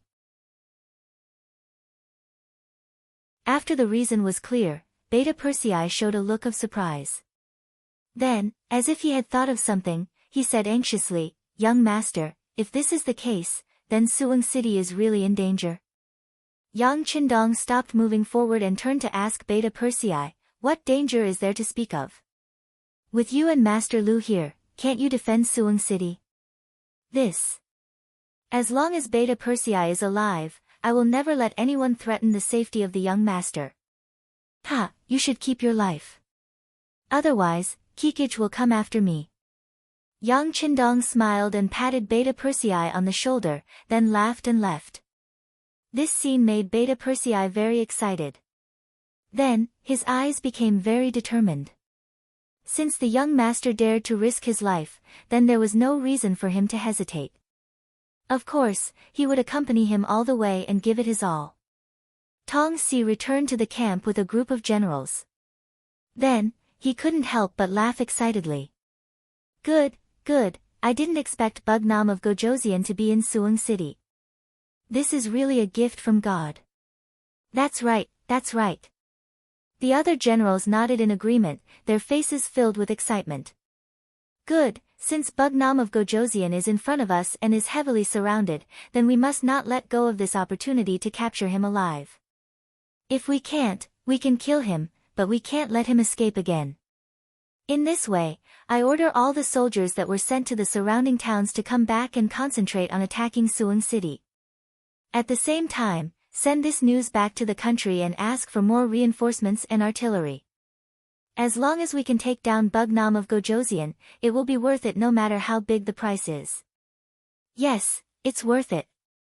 The other generals also agreed, and then a burst of proud laughter came from the military tent. On the city tower of Suwon City, 3,000 Cambodian soldiers had been distributed on each tower, ready to defend the city with all their strength. Not only that, there were more than 10,000 people in the city gathered together and asked to defend the city together.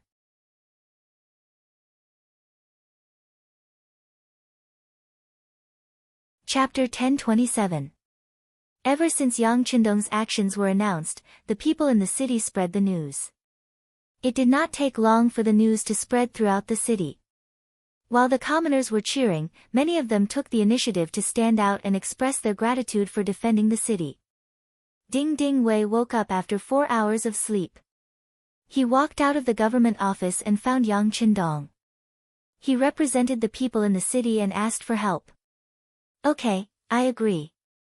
Yang Qindong thought for a while and agreed to let the people defend the city.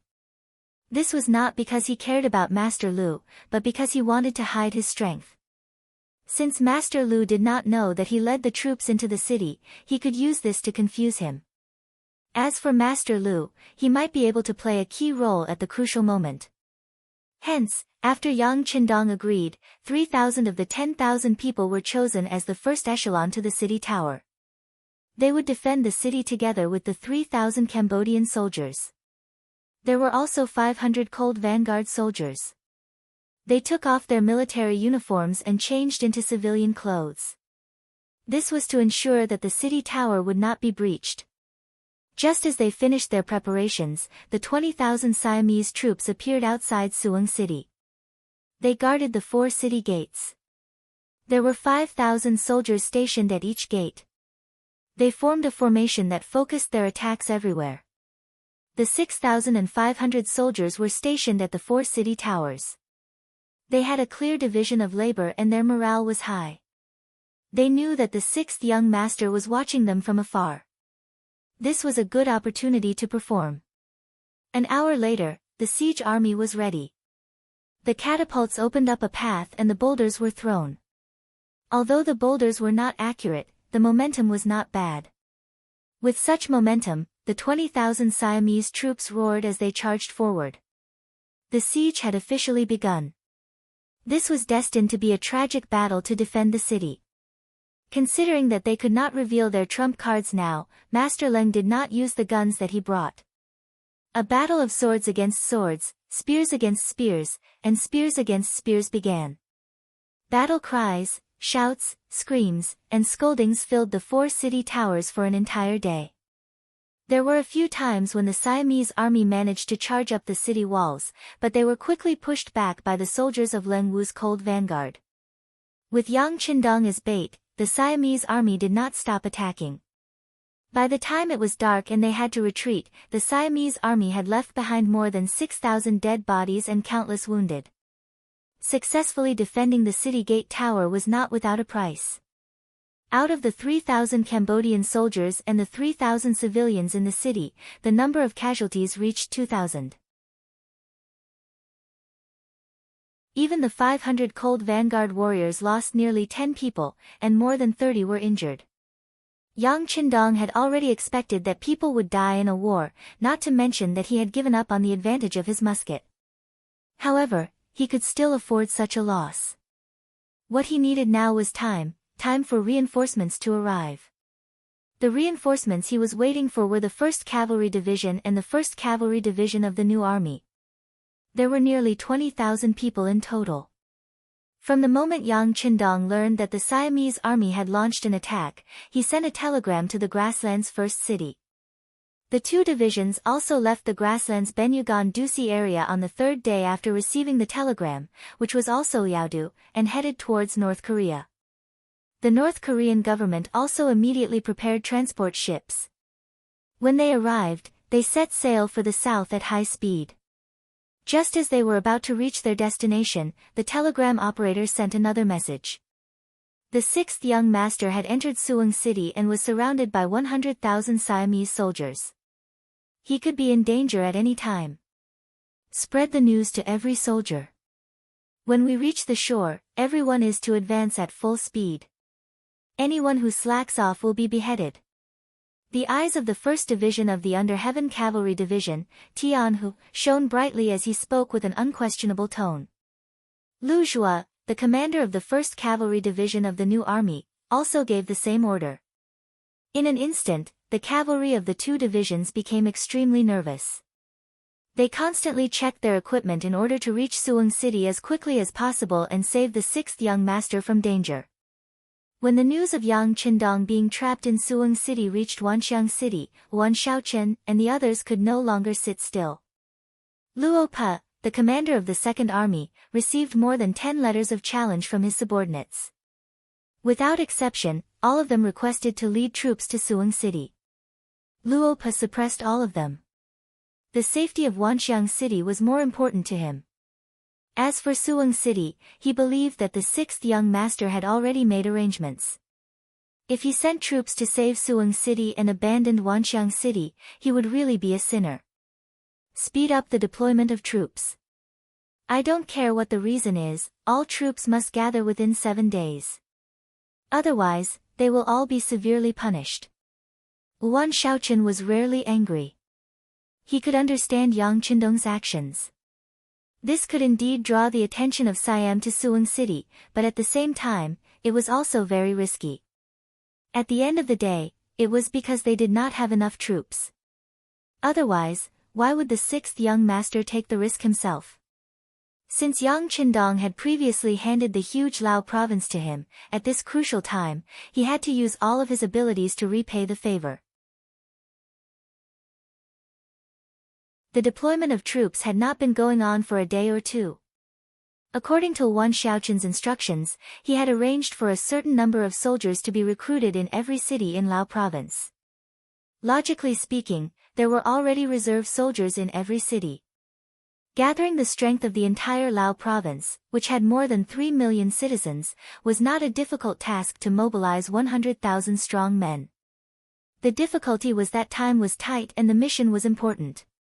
To get 100,000 strong men to abandon their families and rush to Wanxiang City, they had to be given some time.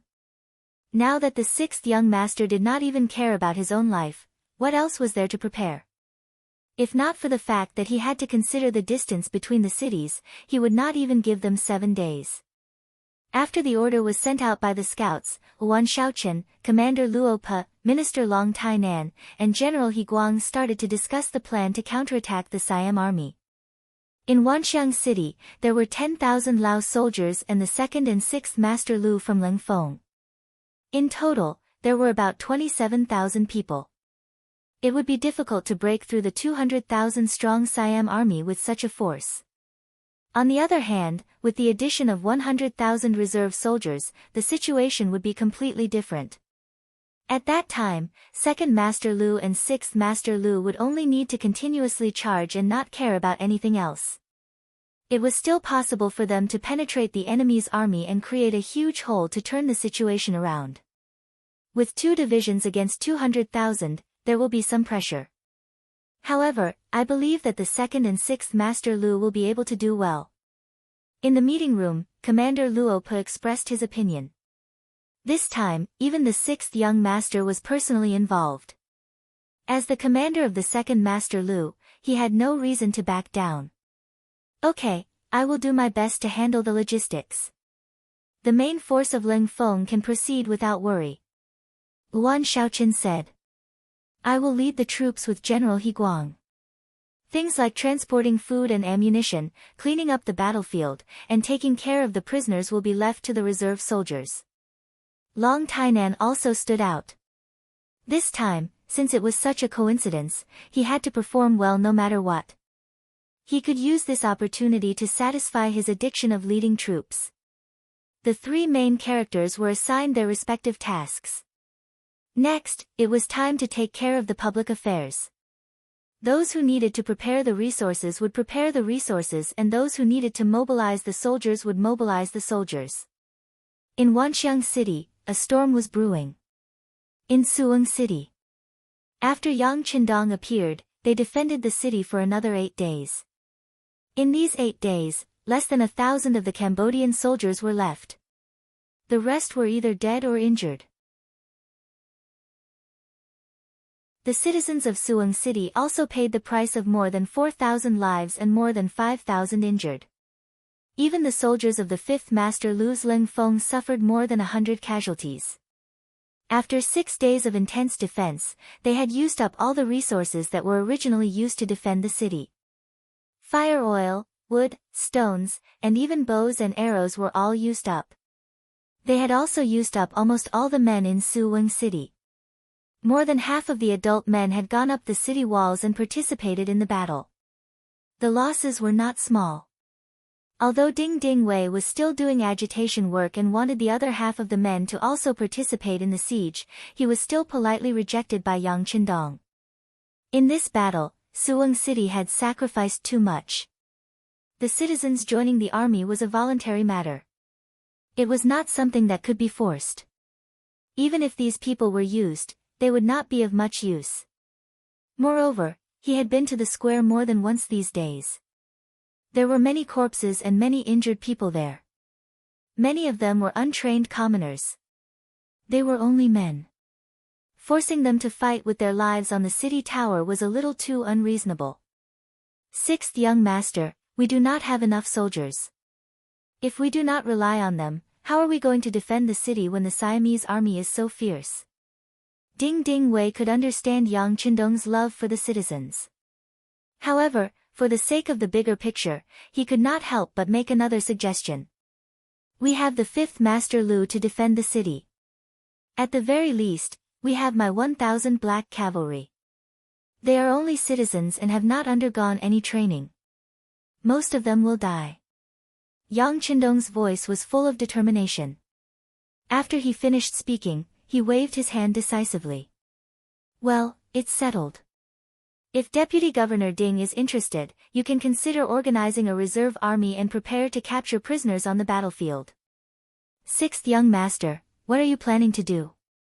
Ding Ding Wei seemed to have thought of something. That's right.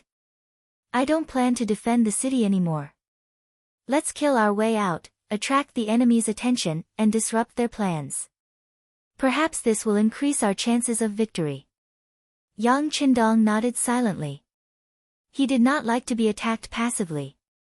Seeing that the citizens in the city were almost exhausted, if he continued to defend the city, it would only increase the number of deaths. He did not want to be known as a person who took advantage of the citizens if they won the war.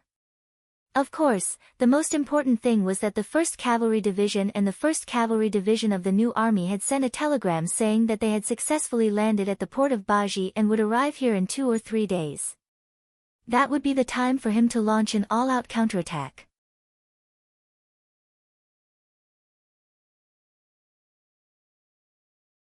Chapter 1028. Hearing Yang Qindong's reply, Ding Ding Wei could not help but cry. He then shook his head and said, No. 6th Young Master, if you stay in the city, you can at least defend it. But if you rush out, you will be surrounded at any time. You will be isolated and helpless at any time. That is too dangerous. Dangerous? How can war not be dangerous? Don't worry, this young master knows what to do. Yang Qindong could feel Ding Ding Wei's concern from the bottom of his heart. He patted his shoulder and said, Then it's decided. You just need to organize your men to clean up the battlefield. Yang Qindong decided to leave and called the commander of the 5th Division, Xiao Yining. Commander Xiao, the most brutal battle has come. I don't know if you have the confidence to face the Siamese army in an open field for 3 days. Remember, within 3 days, there may not be any reinforcements and no one will replenish our ammunition. 6th Young Master, I promise to complete the mission. Xiao Yining gave a standard military salute and said confidently.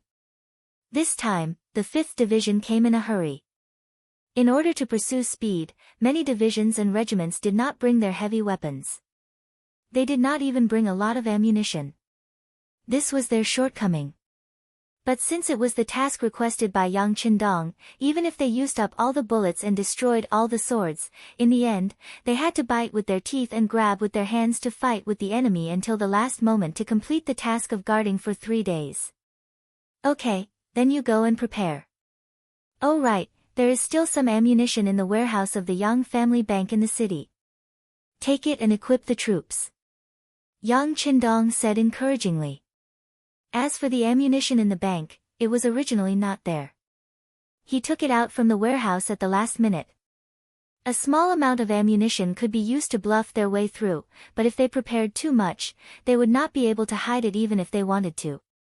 Even so, the manager of the Yang family bank in Suwon City was still confused. No matter how hard he tried, he couldn't think of any ammunition stored in the depths of the warehouse. Xiao Yining happily took his men to collect the ammunition. In Yang Qindong's opinion, with the help of these ammunition, there would be no problem in defending the upper 3 days against the cold weapon army armed with sabers, spears, swords, and sticks. Little did he know that this time, he was not facing less than 100,000 Siamese soldiers, but more than 200,000 Siamese soldiers. Ever since Tong Si saw Yang Qindong appear in Suwon City, he sent someone to send the news back.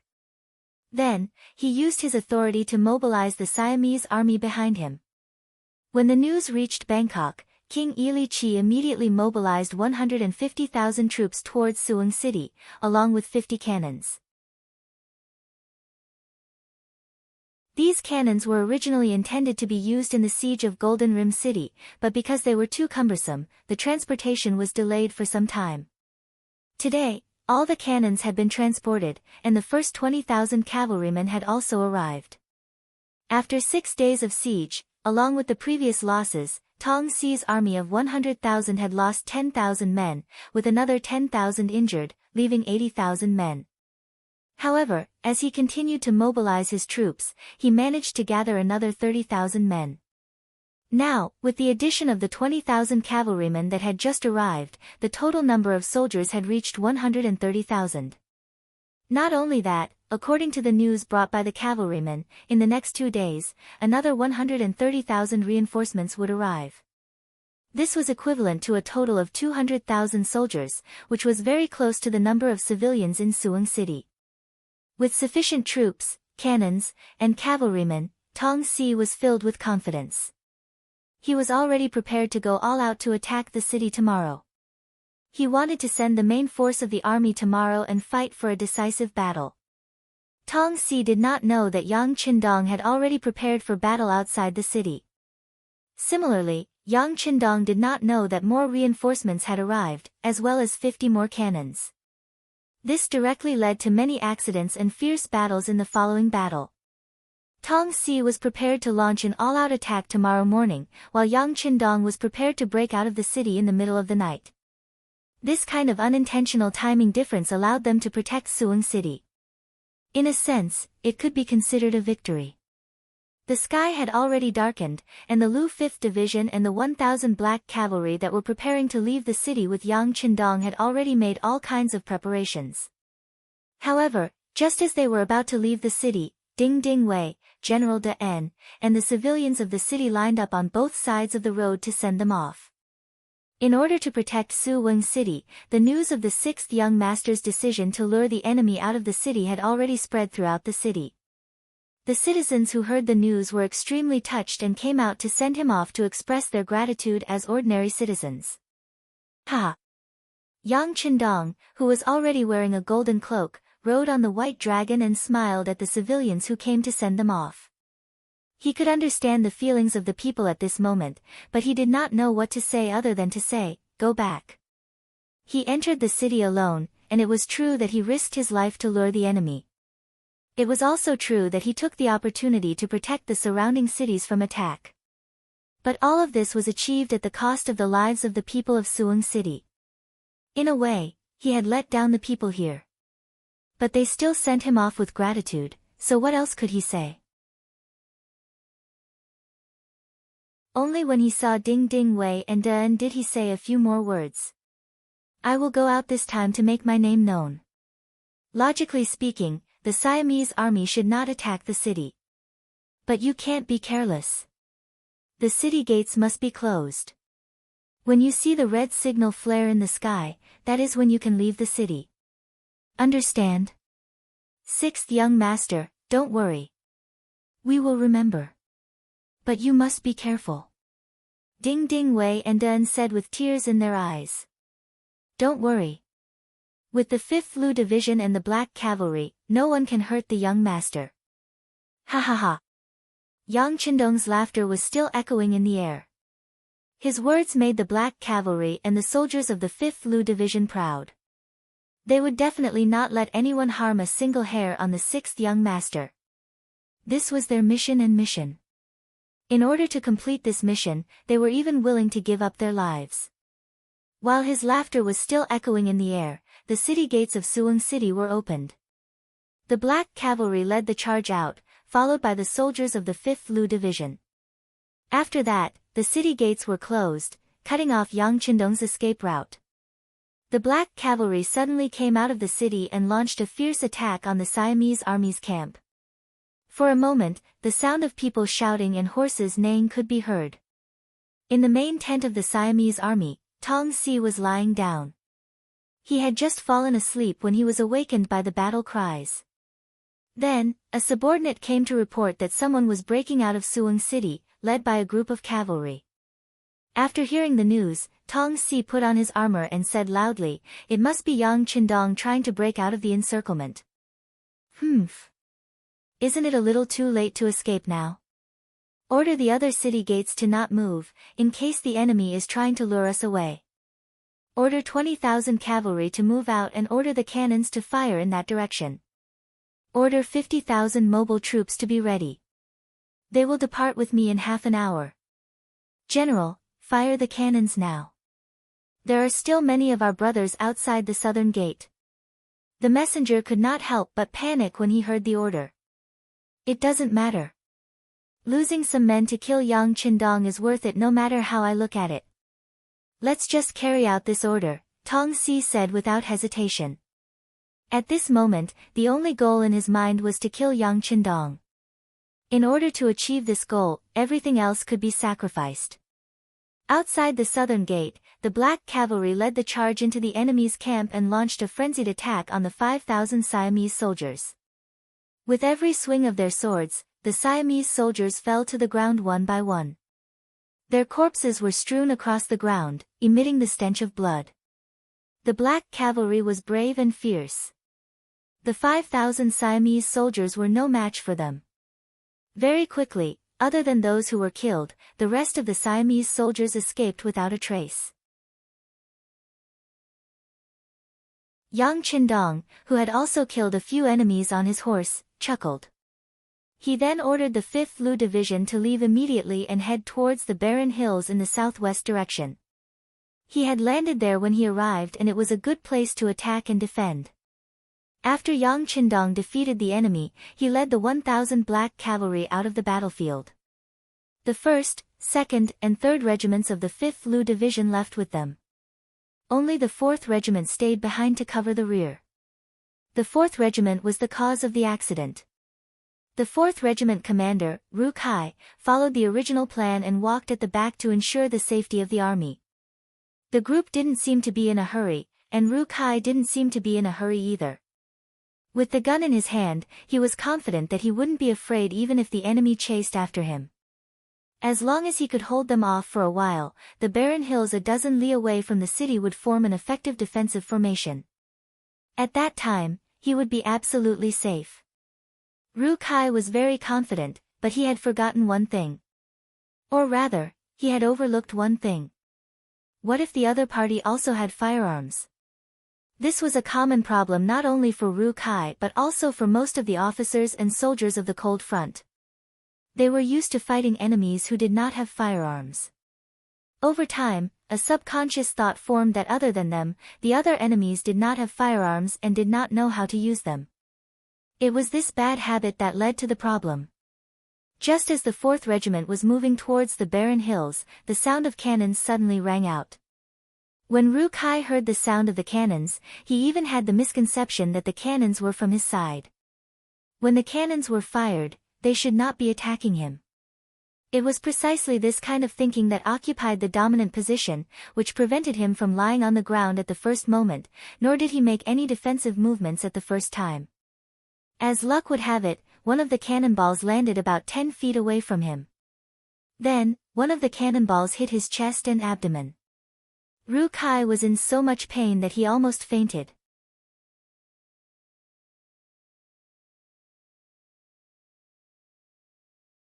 Chapter 1029. At the same time as Ru Kai, there were also a dozen or so soldiers who were injured by the bombardment.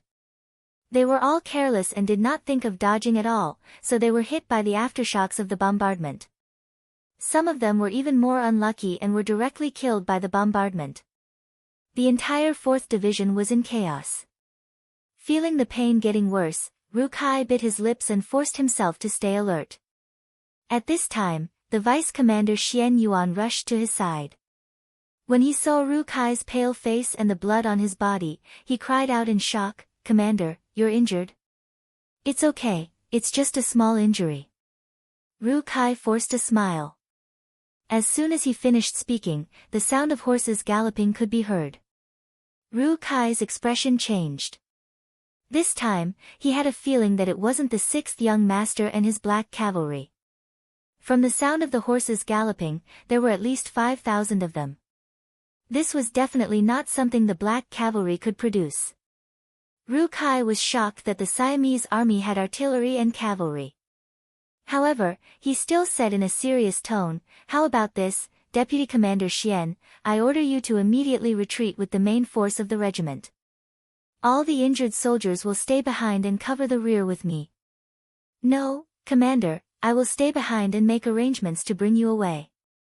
Xian Yuan shook his head. His tears flowed down uncontrollably. "It's no use. I know my body. Under such circumstances, it's hard to save me." "Alright, follow my orders. Quick." Ru Kai shook his head. He knew that if he gave the order, Xian Yuan would really stay behind to cover the rear. However, he didn't want to leave the hope of survival to himself and push his comrades to their deaths. Not to mention, he was already half dead. Even if he escaped and was saved, he would only be a cripple in the future. He was the cold front, the most powerful cold front. He would never allow himself to become a useless person. "Commander." Xian Yuan continued to call out. "Please tell the 6th young master that I, Ru Kai, have been very proud since the day I joined the cold front. I have never regretted it." With a happy smile on his face, Ru Kai ordered again, "Xian Yuan, I now appoint you as the acting commander of the 4th Division. Take the soldiers and retreat. Quick." "Yes." Xian Yuan gave a very standard military salute, turned around with tears in his eyes, and loudly announced the order. Many soldiers had already noticed everything that had happened here, but military orders were obeyed. At this moment, everyone could not stay here any longer. Many soldiers saluted in the direction where Ru Kai had fallen in the night, and then the main force of the regiment began to retreat rapidly. Just as Xian Yuan retreated with the main force of the 4th Regiment, another rumbling sound of cannons rang out. Ru Kai and the others who were already prepared for this, lay down on the ground and dodged the cannons that had no target this time. When they raised their heads, the sound of horse hooves was already very close to them. Ru Kai, who was holding the 95 style in his hand, laughed and said to the dozens of comrades around him, "Come on, let us enjoy the last battle to our heart's content, let us fight." Da-da-da. Da-da-da-da. In the dark night, the sound of gunfire continued to ring out, flying towards the approaching Siamese cavalry. Screams of agony rose one after another, until all the bullets and magazines on his body were used up. Only then did Ru Kai let out a long sigh of relief. Then, his right hand went to his waist and took out a grenade. He shouted to the others, "Take out your grenades. Even if we die, we can't let our weapons fall into the enemy's hands." "Yes, sir." All the soldiers who stayed behind replied in unison. Not long after, the sound of horse hooves approached again.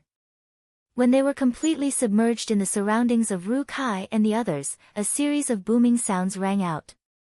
It was the sound of grenades being detonated. When they heard the sound, Yang Qindong was rushing over with 1,000 black cavalry. When the sound of cannons rang out, Yang Qindong knew that something was wrong. When he asked if the 4th Regiment had caught up, he led the black cavalry back. He wanted to use the speed of the war horses to save as many people as possible. On the way back, he met Deputy Commander Xian Yuan, who told him about Ru Kai. Yang Qindong's eyes were filled with murderous intent as he said, "Let's go back, as long as there is a glimmer of hope, we cannot let a comrade fall into the hands of the enemy." The black cavalry replied in unison and followed Yang Qindong on both sides of the road. Not long after they left, the sound of grenades exploding rang out. Yang Qindong reined in his horse and saw the fire that rose into the sky 3 or 4 miles ahead. He seemed to have guessed what had happened there. "Good job, comrades. Don't worry, I'll definitely avenge you. Where is Longwei? Come with me and kill them before we retreat, we want to collect some interest first." "Collect interest?" 1,000 black cavalry replied in a loud voice. At this moment, even Beta Persei did not dissuade Yang Qindong from leaving, because he knew that if he did not vent his anger, the young master would definitely not return to the barren mountains with him. In the dark of the night, the first 5,000 Siamese cavalrymen who arrived were first attacked by the Type 95. Then, a few hundred of them were injured by dozens of grenades. Before they could figure out what was going on, another cavalry unit appeared in front of them. These cavalrymen were all wearing heavy armor, so they simply ignored the ordinary sword attacks. On the contrary, the steel swords in the hands of the cavalrymen were very sharp. In a few moves, not only were the cavalrymen about to fall off their horses, but their weapons were also broken into two pieces. In the process of the cavalrymen's charge, a loud voice shouted, "King Wunan of Damyang is here, quickly accept your death." 1,000 black cavalry, under the leadership of Yang Qindong, penetrated through the 5,000 Siamese cavalrymen, then turned around and killed more than 3,000 cavalrymen. After almost crippling the 5,000 cavalrymen, they left. With the help of the moonlight, one could see a very obvious figure wearing a golden cloak as he left. 5,000 Siamese cavalrymen. After this ordeal, only 1/5 of them were left. Half an hour later, General Tong arrived. Seeing the tragic situation here, he asked what happened. When he understood what happened, he was naturally excited. "Ha, the man wearing the golden cloak must be Yang Qindong. Come, follow me, it's time to make a great contribution." On the barren mountains, Yang Qindong had already retreated with the black cavalry. The soldiers of the 5th Division had already set up a defensive formation. At this moment, they were digging fortifications and preparing for a long battle. At this moment, almost everyone was lowering their heads and working.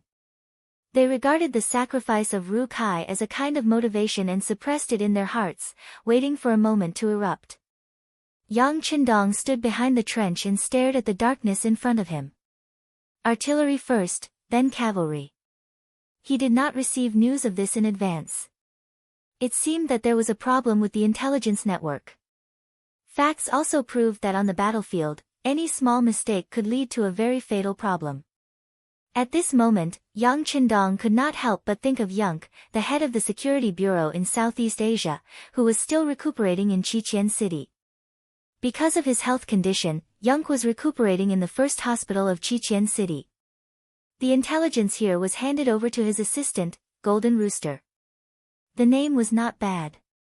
It sounded like a golden rooster standing on one leg. However, since the beginning of the war, when Siam was preparing to send out troops, until the beginning of the war, there was no warning in advance. This golden rooster was simply useless. It was precisely because of his work mistakes that they suffered setbacks on the battlefield. Now, even the 4th Regiment commander was sacrificed. Golden Rooster was unforgivable if he was to be held accountable. Send a report to Yang San. I want an explanation. I also want an explanation for the soldiers. Yang Qindong said in a cold voice. Beta Persei, who was standing next to him, could not help but shudder. He knew that someone would have to pay the price for Ru Kai's death. In the camp of the Siamese army, shortly after a grenade explosion, General Tong arrived with his men. He learned from the other cavalry that Yang Qindong had already left the city and was guarding the barren hills outside the city. He didn't run. Ha, very good, then you don't have to run. Order, surround the barren hills, not even a fly is allowed to fly out. Quickly mobilize the troops, surround this place, and launch an attack as soon as possible. At the same time, send a message to His Majesty, asking for more troops. As long as we can take down this big fish, the Siamese army will soar. As Tong shouted excitedly, more and more Siamese soldiers surrounded the barren hills. The scouts of the 5th Division also kept reporting what they saw to Yang Qindong's ears. 6th Young Master, you should retreat first. It's too dangerous here. The commander of the 5th Division, Xiao Yining, stood in front of Yang Qindong and said earnestly. His life was worthless, and he could put it in any dangerous place. However, Yang Qindong was different. He was the soul of Yang Xie. If something happened to him, the future of the entire Yang Xie would be unimaginable. I won't leave. Only by staying here can I attract the full attention of the Siamese army and ensure the safety of the other cities. Commander Xiao, I don't have to say much. If you have this time, you'd better find the position of the enemy's artillery, lock onto him, and don't let it play a role in the next battle. Yang Qindong sat on a boulder and said unhurriedly. He wanted to place himself in a dangerous place. Only then would the soldiers put their lives on the line and have a chance of winning the battle. The 5th Division possessed firearms that were more advanced than the firearms of this era, but after all, they only had 8,000 soldiers. According to the scouts, the number of Siamese soldiers surrounding the barren hills had reached more than 100,000, and the number was still increasing. This battle was destined to be extremely difficult. If they couldn't hold any ground, the consequences would be unimaginable. If he left now, it would be the same as putting the 5th Division in an extremely dangerous situation. This was not something he wanted to see. He wanted to stay and hold the fort with everyone. He believed that as long as he was here, the soldiers' will to fight would not be extinguished. Reinforcements would also arrive at a faster speed.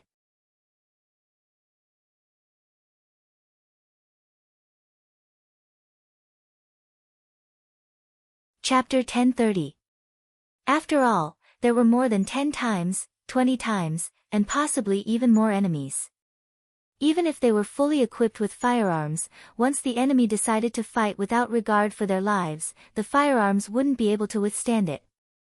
The firearms would be fine, but they wouldn't have enough bullets. This was destined to be a fierce battle, a huge battle. Hearing Yang Qindong's determination, Xiao Yining could only sigh and leave. Since the 6th young master was not willing to leave, he would not allow any enemy to reach the barren mountain, even if he had to sacrifice his life and the entire 5th Division. The Siamese soldiers continued to surround the mountain. A night passed, and then a morning passed. At noon, the barren mountain was finally surrounded. If they wanted to escape from any direction, they would have to face at least 30,000 enemies. When Tong Si completed the encirclement, the final attack began. At 1:00 in the afternoon, the sound of war drums could be heard from all around the barren hills. Then, soldiers in Siamese uniforms appeared from all directions. They were either holding swords, spears, or swords and shields. They approached the barren hills from all directions. The sound of war drums could be heard in all directions, guiding the Siamese soldiers forward step by step. Looking down from the top of the barren mountain, one could see the enemy's silhouettes. They were like ants as they approached. 1,000 meters, 800 meters, 600 meters, as the enemy approached, the soldiers of the 5th Division were very calm. Long years of training had allowed them to maintain a calm heart. The Bugnam of Gojoseon flag, which represented Yang Qindong's identity, was placed at the highest point of the barren mountain. Every soldier who saw it felt warm in their hearts. They firmly believed that as long as the flag did not fall, they would not stop fighting. 500 meters, 400 meters, 300 meters, when the enemy was 300 meters away, the first gunshot was fired by Xiao Yining. The bullet spun out and hit a soldier in the Siamese flag. As the Siamese flag fell, tens of thousands of guns were fired at the enemy who was approaching them. Tong Si only knew that Yang Qindong was on the barren mountain, but he had no idea how many 5-star army soldiers there were. He didn't get any information in advance, nor did he have any advanced equipment like high-powered binoculars. Everything was done by relying on the naked eye and estimation. This caused him to suffer a big loss in the first round of gunfire. Under the simultaneous firing of tens of thousands of guns, the firepower was intertwined. Among them, there was no lack of large-scale weapons like the machine guns used by the 95th Squad. The Siamese soldiers charged for less than a quarter of an hour before they were forced to retreat. Behind them, corpses littered the ground like a mountain. No one was fearless of death, especially when many of their companions were killed before they could even see the face of the enemy. This scene frightened the unprepared Siamese soldiers. When some of the shield-wielding soldiers realized that their opponents weren't shooting arrows but bullets, they realized how ridiculous it was for them to hold shields. In such a situation, they could only retreat. In less than a quarter of an hour, more than 3,000 corpses were left behind in all directions. The Siamese army's first attack had ended in failure. When the news reached Tong Si's ears, he was not discouraged. Instead, he was very happy. They were all gunmen. This should be the main force of the 5-star army. Previously, he was worried that someone would impersonate Yang Qindong and come to the barren mountain. Now, it seemed that there was no need to worry. The person in the mountain was Yang Qindong without a doubt. The target had been identified. Although the guns were powerful, he had other advantages.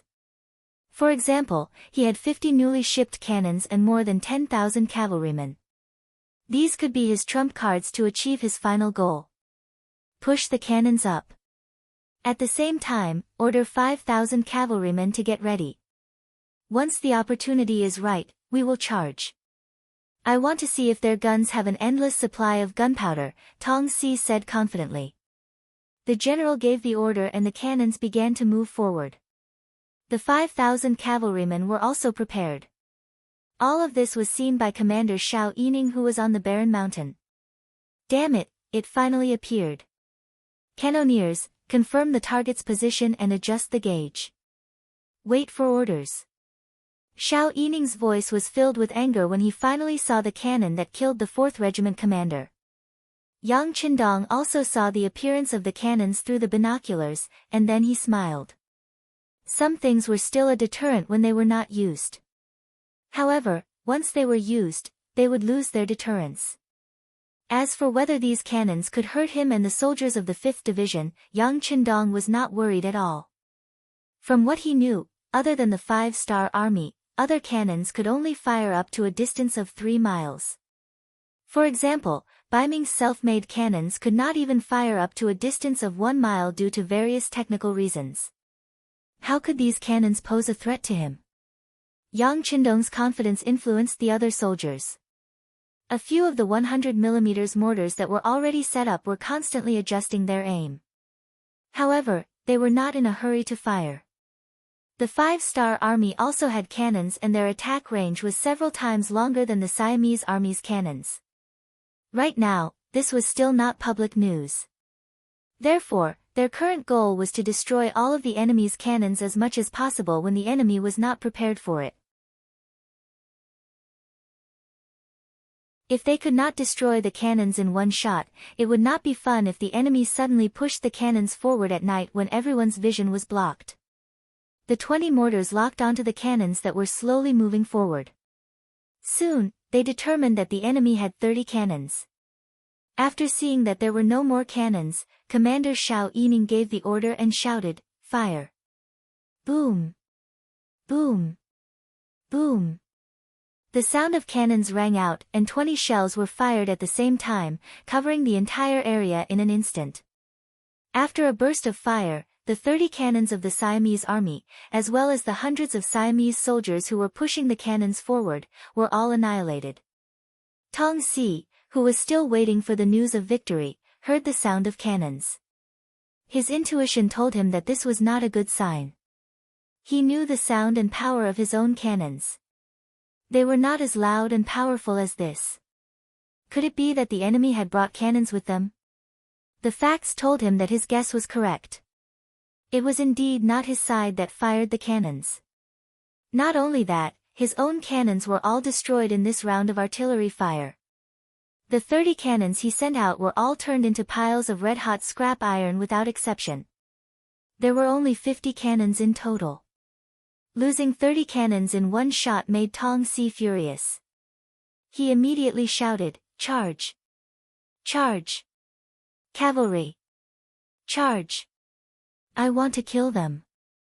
The second full-scale attack began. There was no more probing. Instead, there was a continuous barrage of attacks. Wave after wave of Siamese soldiers fell in the path of the charge. 5,000 Siamese cavalrymen also launched a fierce attack from the north under the cover of the infantry. They wanted to open up a gap.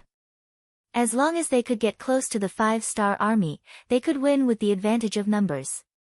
Black cavalry! Get on the horses with me! Seeing the 5,000 Siamese cavalrymen charging at him, Yang Qindong knew that it would be difficult to rely on his muskets to block them all. Thus, he leaped onto his horse and led 1,000 black knights to launch a counterattack. Compared to the ordinary Siamese cavalrymen, the black cavalry was like a divine weapon. The Siamese cavalry were invulnerable, their weapons were sharp, and their individual qualities were excellent. With the help of the arrow point formation and the Type 33 formation, the Siamese cavalry was pierced through by the Siamese cavalry as soon as they clashed with the enemy. The original formation became chaotic. When the formation of the cavalrymen was broken, they could not take care of each other and could not communicate with each other. Their strength was reduced by at least half. In the face of the ferocious attacks of the black cavalry, there was nothing they could do other than cover their heads and flee. In the face of the black cavalry, who had experienced countless battles, the 5,000 Siamese cavalrymen were defeated before they could make use of their advantage in numbers. This also indicated that the second attack of the Siamese army was a failure.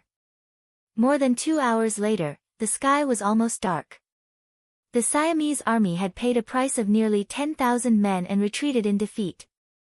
The barren hills were littered with corpses, and the pungent smell of blood filled the air, making it unpleasant to the nose. In such an environment, the fifth master Lu began to eat. They lit a campfire, set up a camp stove, and began to cook. Although the environment was not good and the air was filled with a nauseating smell, the soldiers were exhausted after an afternoon of fierce fighting. It was necessary to replenish their energy and food. Regardless of whether they were hungry or not, they had to eat something for the upcoming battle. A bowl of hot soup, a few pieces of jerky, and a box of canned fish. This was the standard meal for every soldier. Yang Qindong also had the same food in front of him. When the food was served, he did not hesitate to pick it up and eat it with relish. At this time, Yang Qindong's stomach was churning. However, he still forced himself to eat because he knew that if he did not take the lead, the others would find it even more difficult to eat. Reality proved that the role of an example was not small. When some of the soldiers smelled the unpleasant smell, they couldn't swallow their food. However, when they saw that even the sixth young master had eaten and was so happy, what else could they refuse? Every warrior forced the food into their stomachs, and immediately, their fatigue was reduced by a lot. This was the role of a commander. Otherwise, how could there be such a saying that a lion leading a flock of sheep could defeat a sheep leading a flock of lions? After eating the food, Yang Qindong looked at the darkening sky and ordered, "Everyone, take the time to rest. The enemy will not attack for the next 4 hours. However, when the sky is completely dark, there may be a fierce battle. Everyone, go into the trenches and hide. The scouts will take turns to rest."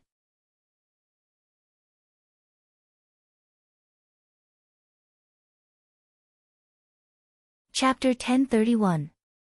Yang Qindong had just experienced a fierce battle in the afternoon. From his point of view, the toughest moment had yet to arrive. The darkness before dawn was the most dangerous. In the main tent of the Siamese army, Tong Si was fuming. After an afternoon of all-out attacks, more than 10,000 soldiers had died and countless were injured. Most of the injuries were caused by his own soldiers trampling each other as they retreated. He could not accept this result. After 2 battles, he had a rough idea of Yang Qindong's military strength. It was less than 10,000 soldiers. However, in the afternoon, he had sent out 80,000 soldiers to attack from 4 different directions. Not only had none of them made it to the barren mountains, they hadn't injured a single enemy. Moreover, they had suffered such great losses. How could he not be enraged? After venting his anger, Tong Si was in a much better mood. He started to summarize his failures and quickly made 2 important improvements. First, a large reward. Second, an inspection team was set up. The reward was announced publicly. Anyone who captured Yang Qindong alive would be rewarded 10,000 taels of silver and a promotion of 5 ranks. Anyone who killed Yang Qindong would be rewarded 8,000 taels of silver and a promotion of 4 ranks. As the saying went, when there was a large reward, there would be brave men. He believed that this method would be effective on normal soldiers. After all, once this matter was completed, it would change their lives. The inspection team was specially prepared to deal with soldiers who fled in defeat. It was not enough to motivate them with money. They also had to place a lock behind the soldiers. Once they retreated, they would be killed without mercy. In that case, he believed that even if he was tired, he would be able to exhaust the 5-star army to death. Not only these two, Tong Si also decided to launch an attack at night. Although they were not good at night battles, they could only send the remaining 20 cannons up with the help of the night. Not only that, he also mobilized the remaining 10,000 cavalrymen. His experience during the day told him that the 5-star army was better than the cavalrymen. However, they were not without weaknesses. For example, in terms of numbers, the enemy was at a disadvantage. The 5-star army had a limited number of cavalrymen. They might be able to defend against the cavalrymen in one direction, but what if they attacked in all directions? The shadow cavalry would not be able to disperse their forces. He constantly changed his attack methods and made various preparations. 4 hours later, a set of effective attack methods in Tong's eyes was formulated. In order for the plan to be carried out smoothly, he mobilized a total of 120,000 soldiers to prepare for the attack. I don't believe that 120,000 of us can't defeat you. If we can't, reinforcements will arrive at any time. I want to see if you are made of iron. After Tong Si finished speaking, he began to issue the attack plan and order to his subordinates. Even at night, the weather in June was still very hot. A light breeze blew, and the stench of blood filled the barren hills. However, the soldiers of the 5-star army acted as if they didn't hear anything. They leaned against the trenches and slept. A good warrior must first learn how to rest, learn how to keep oneself in the best condition. Everyone, pay attention. The enemy's cannons are coming up. In the silence, the scout on duty discovered something and shouted. Boom, boom, boom. As soon as he shouted, the sound of cannons rang out. Then, heavy cannons landed around the barren hills, causing the ground to tremble. When the cannons landed outside the trenches, all the soldiers were awakened from their sleep. Yang Qindong was also awakened the moment the cannons landed. Then, he felt the throbbing of the white dragon horse beside him. He stretched out his arm and gently stroked the horse while listening to the direction of the cannons. As the best soldier king in the past, it could be said that he had spent half of his life dealing with guns and cannons. In this aspect, he had a sense of alertness that others did not have. The direction is northwest. Order the cannons to counterattack. Based on his experience, after roughly determining the location of the enemy's cannons, Yang Qindong decisively gave the order to counterattack. Beta Persei, who had been waiting by the side, immediately shouted with his unique loud voice. Then, the cannoneers began to load the cannons. Then, the cannoneers fired the cannons and landed 2.5 miles northwest. Boom, boom, boom. The 5-star army's rapid counterattack blew up 20 cannons of the Siamese army. When he saw that the 20 cannons had been blown up into scrap metal after only one round of cannons, Tong jumped up in exasperation. Attack, attack, attack on all fronts. Whoever kills Yang Qindong will be heavily rewarded and given the title of nobility. Kill! As Tong shouted, the first echelon of the Siamese army rushed out from 4 directions. At the same time, the first echelon of the Siamese army also rushed out. In the dark night, a full-scale attack began. Attack, cover the area with cannons and machine guns. If the enemy is close, throw grenades. Don't let the enemy rush up the barren hills. Yang Qindong walked out of the trenches and shouted loudly. He had already heard the sound of iron horses galloping from all directions. He knew very well that the enemy had divided their forces. Since that was the case, his role in leading the cavalry out was very limited. Furthermore, in the dark, visibility was limited. The speed of the war horses was very fast. If they really rushed out, the danger would only increase. Therefore, he left his war horse in the trenches and walked into the trenches with a Type 95 in his hand. Following Yang Qindong's orders, the cannons began their counterattack. Since there were many enemies, no one knew how many enemies would be killed at any point of attack. The machine guns of the Type 95 squad did not stop for even a moment. They continuously shot out bullets, trying their best to destroy the approaching enemies and blast them away. The sound of gunshots was like firecrackers. Bullets were fired one after another, sweeping the enemies' bodies. At this moment, human lives were the most worthless thing. However, the Siamese army was already prepared. Although there were soldiers dying in the charge every moment, the charging troops did not have any intention of stopping. They continued to charge in an organized manner. When a group of people died, another group of people would rush up to replace them. Wave after wave of attacks, the Lu 5th Division on the barren hill finally showed signs of being overwhelmed. A few of the Type 95 squad machine guns had to take a short break because the barrels were too hot. The Siamese soldiers took this opportunity to charge up to the foot of the barren hill. Then, they strode into the barren hill. Blast them out! Dang Liming shouted to his comrades when he saw the enemy enter his formation. He took out a bayonet from his thigh and attached it to the Type 95. Then, he was the first to charge out of the trenches. He wanted to use his actions to tell the enemy that Ling Feng was not only good with guns, he was also good with bayonets.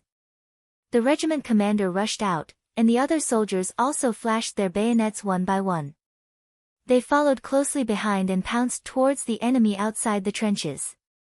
Every soldier widened their eyes and used all of their strength to deliver a fatal shot to the enemy's chest according to the requirements of the assassination training. Use the grenades as cover. Suppress the enemy's charging momentum. The battalion commander behind Commander Dang Liming shouted as he pulled out a grenade from his waist and threw it forward. Immediately, there was a thunderous roar, and the Siamese soldiers roared as they repelled the enemy's attack.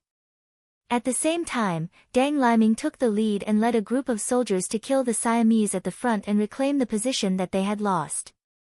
The machine guns that had been cooled down by cold water rang out again, suppressing the enemy's approach. This kind of repeated battle for positions happened many times that day. It was not until late at night when it started to drizzle that the Siamese troops stopped attacking. The battlefield became quiet again. Clean up the battlefield, check the injuries, and check the weapons and equipment. Xiao Yining, the commander of the Lu 5th Division, patiently walked in the trenches and passed down orders to the soldiers. Sometimes, he even reached out to help some of his comrades carry the bodies or bandage the wounds. Yang Qindong led 1,000 black knights and sat on the highest point of the barren mountain. From the beginning of the war until now, even when the trenches were about to be taken, they did not make a move. They had been conserving their strength because they knew that there would be more important tasks for them to complete. 6th Young Master, the casualty statistics are out. After a day and a night of fighting, more than 400 soldiers of the 5th Division were killed, more than 1,000 were seriously injured, and 5,000 were injured. Xiao Yining said in a sobbing voice. For him, this was the biggest sacrifice he had made since he joined the Battle of the Cold Front.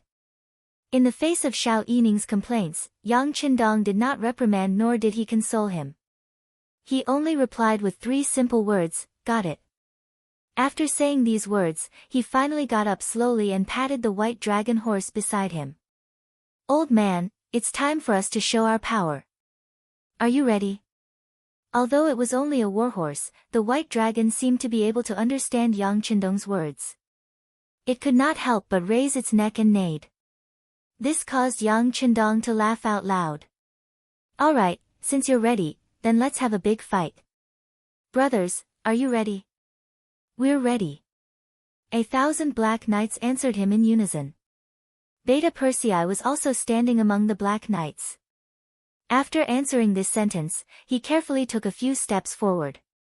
"6th Master, why don't you not participate in this operation? Anything can happen on the battlefield." Yang Qindong already knew what Beta Persei was going to say. Without waiting for him to speak, he had already said, "There's no need to persuade me. The soldiers can fight with their lives on the line and be fearless. Why can't I?" It's settled. We'll attack in 4 groups according to the plan. 1,000 black knights were divided into 4 groups. Yang Qindong, Beta Persei, 1st Brigade Leader Qiu Vi, and 2nd Brigade Leader Dao Xiao would each lead a group to attack. This was originally part of the plan. How could they change it at the last minute?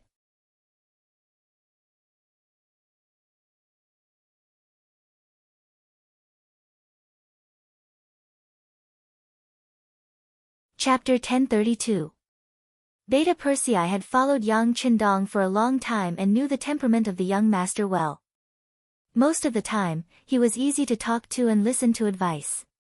However, once he made a decision, it was not something that could be changed at any time.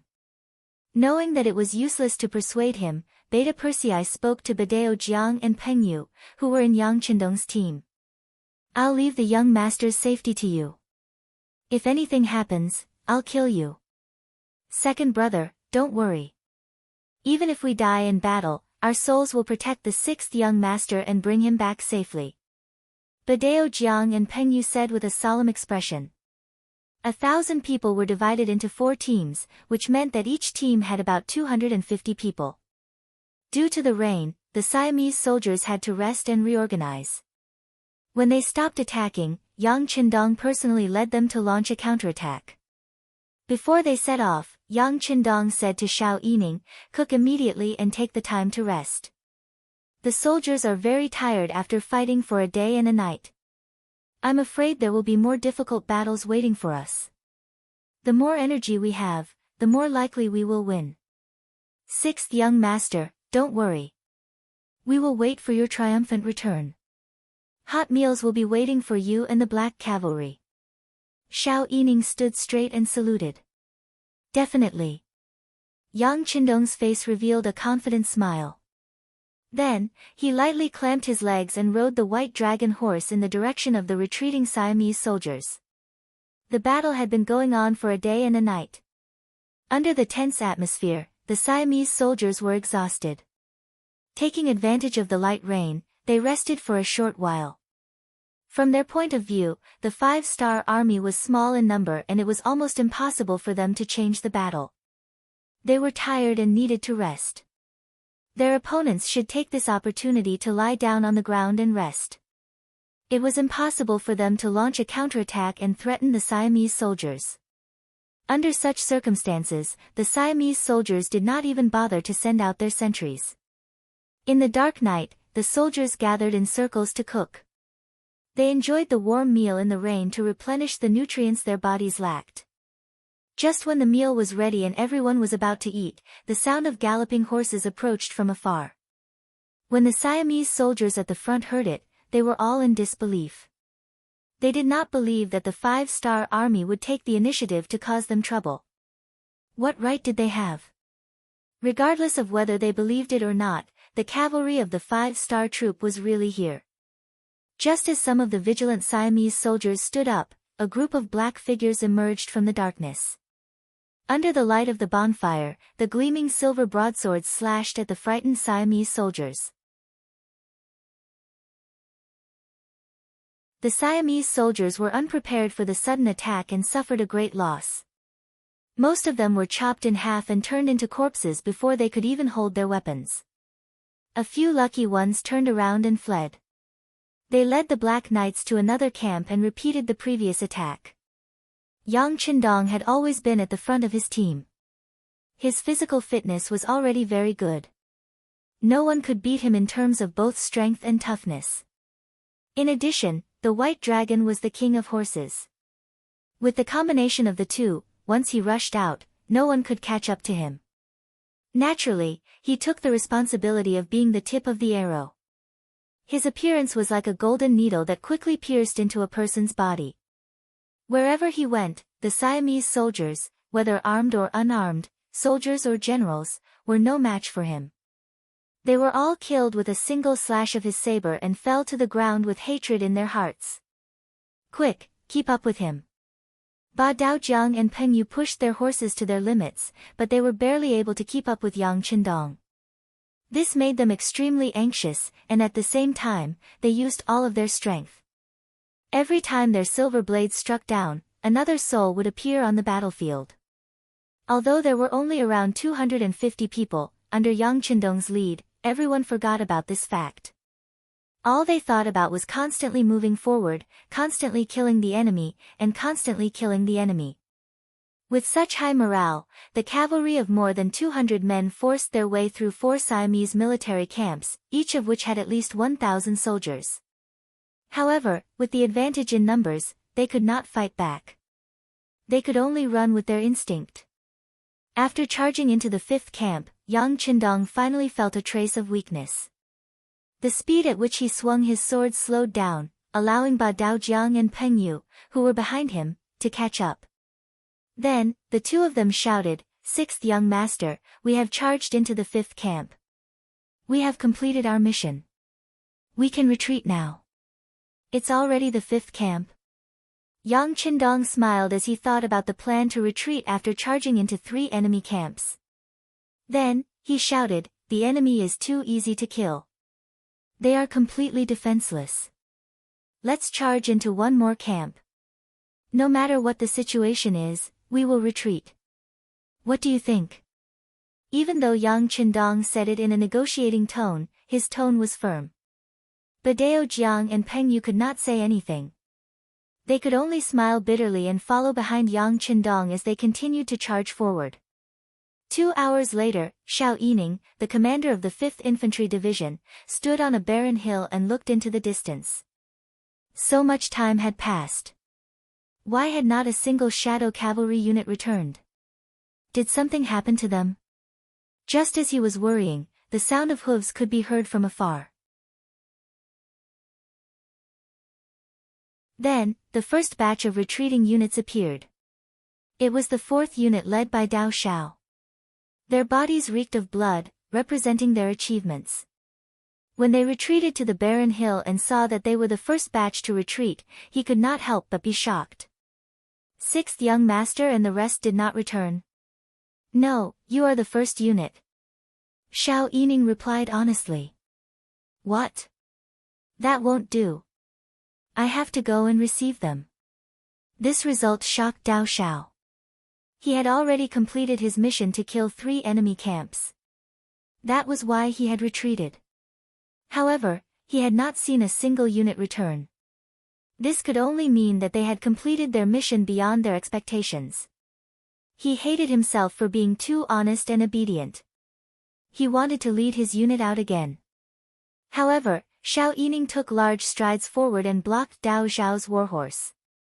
"No, it is so dark. You might not be able to find them. If every team that returns has to go look for the others, when will that ever end? Listen to my advice. Stay here and observe the situation first before making a decision. Furthermore, the soldiers must be tired and thirsty. Rest and replenish your energy." Even though Xiao Yining was the commander of a division and was leading the Cold Vanguard Division, his position was high. However, in front of the Black Knights and Long Wei, he was still extremely courteous. He knew that the other party was only inferior to him in terms of rank. In terms of influence, he would never be able to catch up. These words left Dao Shao speechless. He thought that he could continue to kill, but the soldiers must be tired. He nodded and said, "All right, then let's grab some food. If there is a change in the situation, we will still have to go out." All right. Hurry up and bring the prepared hot food." Seeing that his advice was effective, Xiao Yining couldn't help but let out a sigh of relief and shouted loudly behind him. Not long after Dao Shao, the leader of the 3rd unit, Qiu Vi, also returned with his men. He was also reeking of blood. Dao Shao quickly ran over to ask about the results. When he found out that this unit had not only killed 3 but 4 battalions, he stomped his feet in regret. Not long after Qiu Vi returned, the leader of the 2nd unit, Beta Persei, also returned. He had killed 5 battalions. He thought that it was about time, but when he returned, he realized that the young master had not returned. He did not even want to eat and was about to turn around and rush back. However, he was stopped by Xiao Yining. Second brother, even if your body is fine, you still have to consider the condition of the soldiers. You came back later than the other 2 units after killing 5 battalions. I'm sure the 6th young master must have killed more than 5 battalions. Why don't you eat something first and wait and see? That's right, Chou Wu and Dao Xiao said.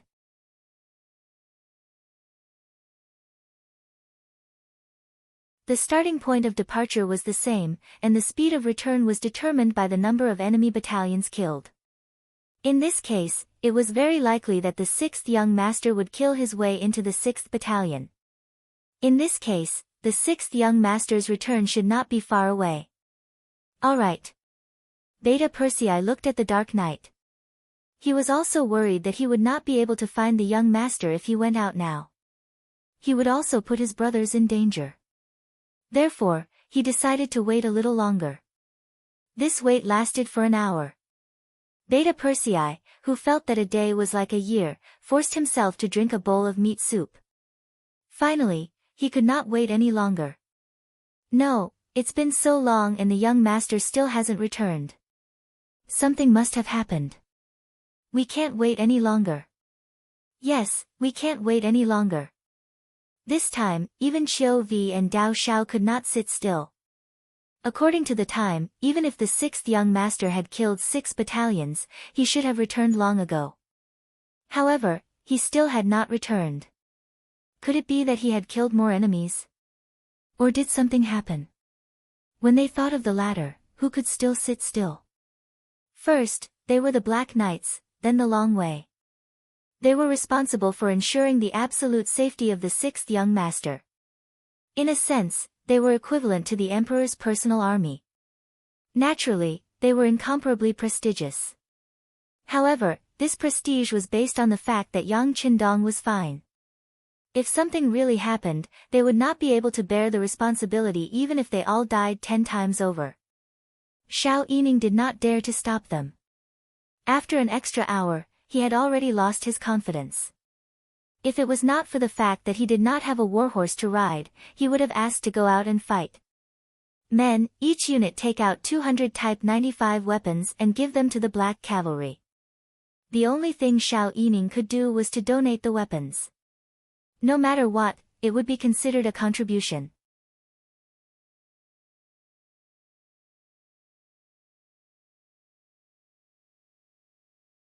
Chapter 1033. Wait a minute. Just as Xiao Yining issued the task, Beta Persei, who was already on his horse, raised his middle finger and gestured for silence. Then, on the quiet barren mountain, almost everyone heard the sound of horse hooves stomping on the ground. It was getting closer and closer, becoming clearer and clearer. Young master is back.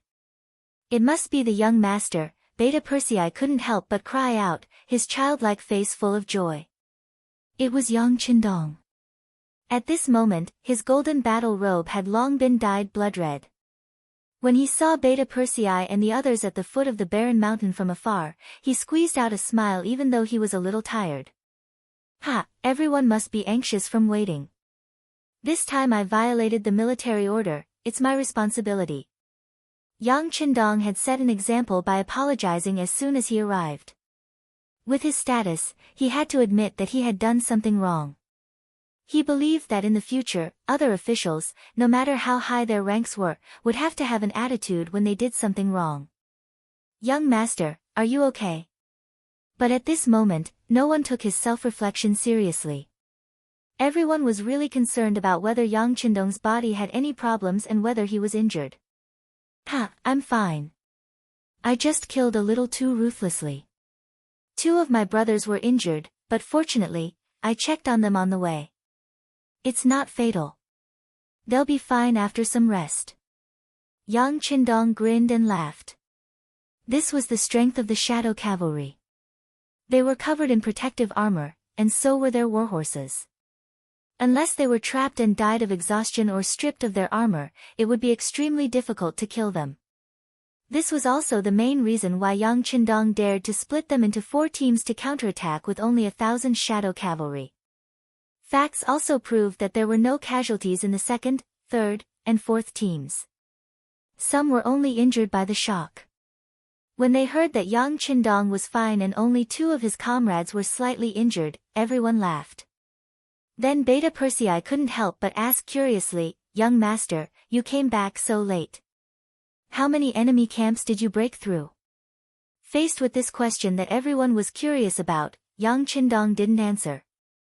Instead, he dismounted from his white dragon warhorse and went to find something to eat and drink. Yang Qindong didn't want to answer, and no one dared to ask. However, Badao Jiang and Peng Yu who were following behind him didn't receive such treatment. Beta Persei and the others quickly surrounded them. In the end, the 2 couldn't stand the interrogation and answered the question. The 6th young master was so focused on killing that he didn't take it seriously even when we reminded him several times. Later, if it wasn't for the fact that the warhorse was carrying too much weight, he probably wouldn't have come back. Badao Jiang said casually, but he still didn't answer the question. For a moment, Beta Persei and the others were angry. They rolled up their sleeves and looked like they were really going to fight. Peng Yu was more reliable. He first smiled and then replied, "8th Battalion." "What? 8th Battalion?" Hearing this answer, Beta Persei and the others were stunned. Their 3 teams combined had only broken through 12 battalions. The 6th young master's team had broken through 8 battalions. Didn't this mean that he had completed nearly 300% of the mission? And that was the truth. When Yang Qindong saw that the Siamese army was unprepared, he went on a killing spree and broke through battalions one after another. Finally, he reached 8 battalions before returning. With a team of more than 200 people, he had broken through the Siamese army's 8,000 soldiers. Obviously, he had created another miracle. The 5-star army was shocked by Yang Qindong's excitement. Then, there were sounds of surprise. The commander of the 5th Division, Xiao Yining, did a rough calculation. The 4 teams together were equivalent to breaking through 20 battalions of the enemy. That was a total of 20,000 soldiers. The Siamese army had suffered such heavy losses and would not be able to recover for a while. So, could his soldiers rest for the night? For this request, Yang Qindong waved his hand and approved it. Take the time to rest. The enemy needs time to prepare. But with such heavy losses, I'm afraid that the attack tomorrow morning will be even fiercer. Rest well for the big battle. Rest well for the big battle. At this moment, all the soldiers of the 5-star army shouted in unison. The morale of the 5-star army was high and the crowd was furious. Tong Si was burning with anger and could not suppress it. When he heard that in just 4 hours, they had lost 20 battalions of soldiers, nearly 10,000 dead, countless injured, and countless deserters, he could not believe his ears. During the day, the 5-star army showed signs of weakness. There were even a few times when his soldiers were at the foot of a barren mountain. Victory was in sight. How could the enemy have the strength to retaliate? General, could it be that the enemy's reinforcements have arrived? You also know that if Yang Qindong is here, the other 5-element armies will definitely rush here like crazy. A deputy general also couldn't figure it out, so he made a guess. *T. I have already arranged countless scouts around the perimeter of the battlefield. Even if there are reinforcements, we should be the first to know. However, there is no news at all. Could it be that their reinforcements didn't come from the ground, but from the sky? Tong De shouted angrily. This. The others in the main tent did not say anything. They could not explain this matter. Everything was up to General Tong Si. Tong Si could not figure it out. But his intuition told him that the 5-star army's counterattack was just an arrow at the end of its flight. Otherwise, they would not have stopped at 20 battalions. They would have killed their way to his main tent. In other words, he still had the advantage in numbers. If he wanted to win this battle, he could only continue with this advantage. All of you, go to the battalions immediately and calm the soldiers down. We will launch the attack tomorrow morning. No matter what, we must take Yang Qindong's life this time. Suwon City, on top of the city wall. The deputy governor of Cambodia, Din Din Wei, and the Cambodian general, Dagon, were looking towards the southwest. After Yang Qindong left the city, no one dared to attack Suwon City. In fact, in order to achieve an absolute advantage in numbers, the Siamese soldiers who were guarding the city were all mobilized. In other words, Suwon City was really safe at this moment. Yang Qindong was indeed in danger. The sound of cannons had been heard since the night before. It had been 2 days and 2 nights. Although they were far away and could not see what the 5-star army had been through, the sounds of fighting and killing had not stopped. It was easy to imagine that the 5-star army was not having a good time. Yang Qindong had also been in danger. General Dagon, how many soldiers can we gather in the city? Din Din Wei looked into the distance for a long time and finally could not help but ask. Sigh, Deputy Governor, I know what you mean, but we only have about 1,000 soldiers in the city, and half of them are injured. If we rely on them, we can't even defend the city. If we really go out to help, the Siamese soldiers will attack the city at any time. If that's the case, I don't think the 6th young master wants to see. Dagon sighed. As a general, he certainly did not want to watch others fight. But with his current strength, there was nothing he could do. These words extinguished Ding Ding Wei's courage that had just arisen. So, we can only watch. No, didn't the 6th young master say that we have enough soldiers in the city? He wants us to prepare enough troops in the city to clean up the battlefield at any time and snatch the supplies that the enemy will leave behind. This is also a very important task. When Dagon said this, he felt a little lacking in confidence. The Siamese soldiers had mobilized more than 100,000 soldiers and reinforcements were still coming. It would be very difficult for Yang Qindong to escape, let alone defeat the enemy. Din Din Wei could hear the disappointment in Dagon's words. He said confidently, we have to believe in the 6th young master. He is a man who likes to create miracles. Besides, after his arrival, our people's lives have been better than before. Compared to His Majesty Boromir, he is more suitable to lead us, isn't he? Yes, that's right, we need to mobilize now. We need to mobilize the people in the city. We just need to wait for 6th young master to win the battle and capture the captives. Dagon originally wanted to ask if this would work. But when he saw how serious Din Din Wei was, he nodded. Then, let's go and prepare. 20 miles away from Golden Rim City, a cavalry team was coming. The leader was Major General Tian Hu, who usually had a cold face and was serious in speech and manner. After coming ashore from Baji Port, he led the world's #1 cavalry division and traveled day and night without rest. Even when they were eating, they had to eat while riding their horses. Finally, they arrived at Golden Rim City. However, it had been 2 days and 2 nights since the Siamese army besieged the 6th young master. How far is it from here to Suwon City? Tian Hu asked Lu Duo, who was beside him, as he rode forward. Commander, it is about 400 miles away. Lu Duo had already familiarized himself with the map before coming, so he answered without hesitation. It is still so far away. No, we are still too slow. Hearing that it would take more than a day, Tian Hu shook his head and expressed his dissatisfaction. It is already very fast. After all, we still have a lot of things with us. Lu Duo explained after listening. The world's #1 cavalry division dominated the beginning city and the North Desert region. They were similar to the roaming cavalry. There was no fixed training ground at all. Often, they would fight wherever they went. Especially when they encountered unknown cavalry, they would immediately enter the opportunity to train. Therefore, they usually brought a lot of things, such as food and water. It should be known that a large part of the grassland was desert.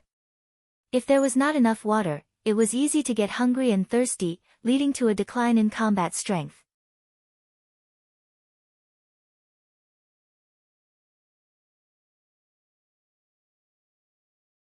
Chapter 1034. There was also the quiver. Compared to an ordinary cavalry that only had a quiver with 50 arrows, the soldiers of the world's number 1 cavalry division had 20 quiver with 1,000 arrows. This was because they were used to doing things without supplies, so they had to be self-sufficient. In addition, there were clothes, shoes, hats, bows, extra sabers, and so on. Fortunately, each of them had 2 horses, so they could carry such heavy loads. However, this greatly reduced their speed. Now that the 6th young master was in danger, as the closest reinforcements, the number 1 cavalry division in the world had to rush over as quickly as possible. Even if they arrived 30 minutes earlier, they might be able to change many things. Leave 200 people in each division and lead the extra horses slowly. The rest of you should speed up.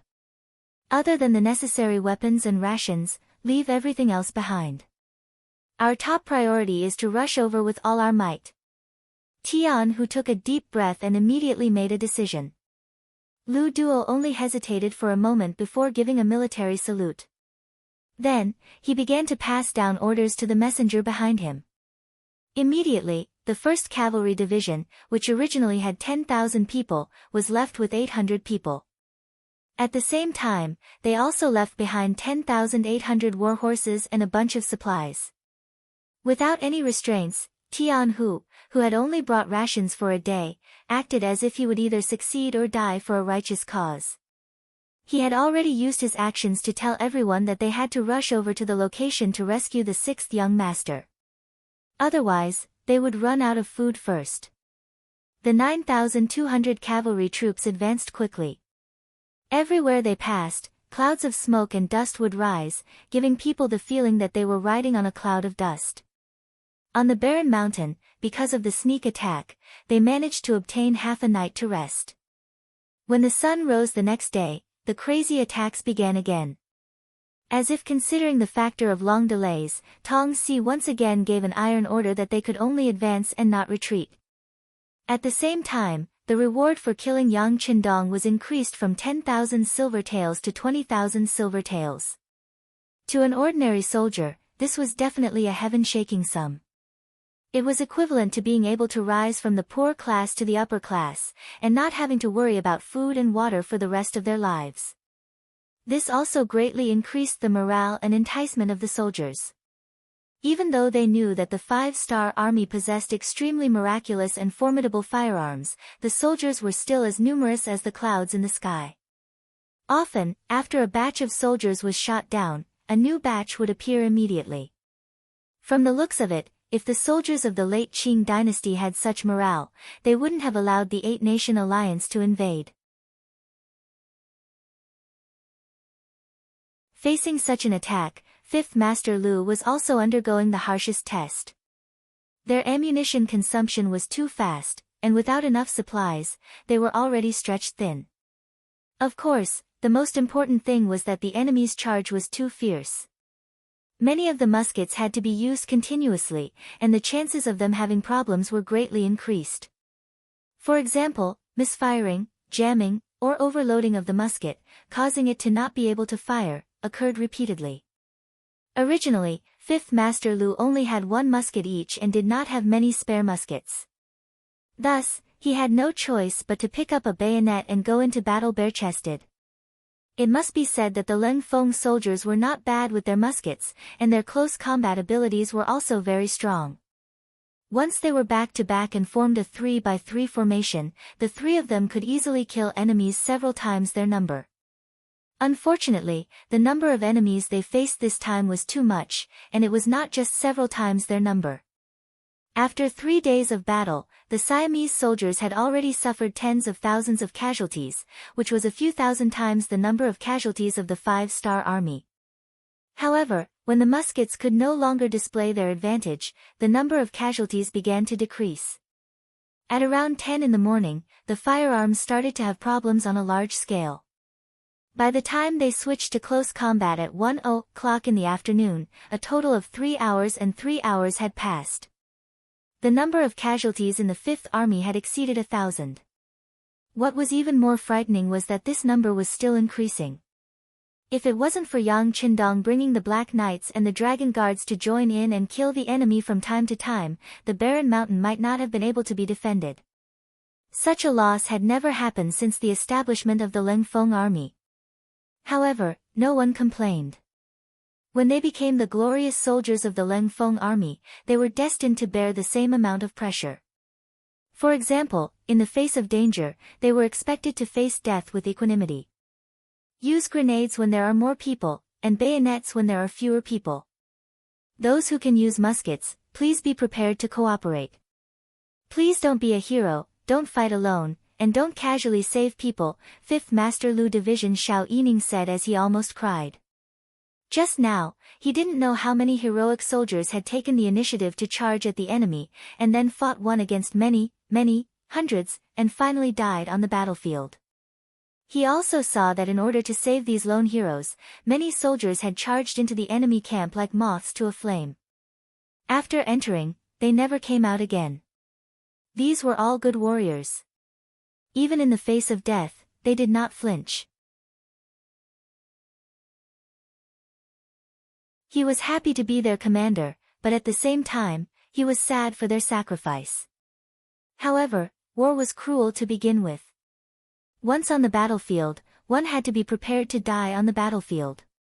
Perhaps this was the fate of some soldiers. However, as a division commander, it was better to have one less person die. It could be said that the Lengfeng army had undergone all kinds of training in the past, including winning with fewer people and bullying with more people. However, they really didn't have much training in using cold weapons to fight with fewer people. Perhaps everyone subconsciously thought that this kind of thing wouldn't happen. Thus, when faced with such a situation, there was some confusion. Division Commander Xiao Yining shouted at the top of his lungs. Under the cooperation of the other commanders, 5th Master Lu Division began to withdraw their forces. At the same time, they also gave up their territory on the outskirts of the barren mountain. Standing on the barren mountain, Yang Qindong didn't stop this from happening. This was because he knew that 5th Master Lu Division wasn't giving up on the battle. Instead, they were welcoming the arrival of a greater victory with a better posture.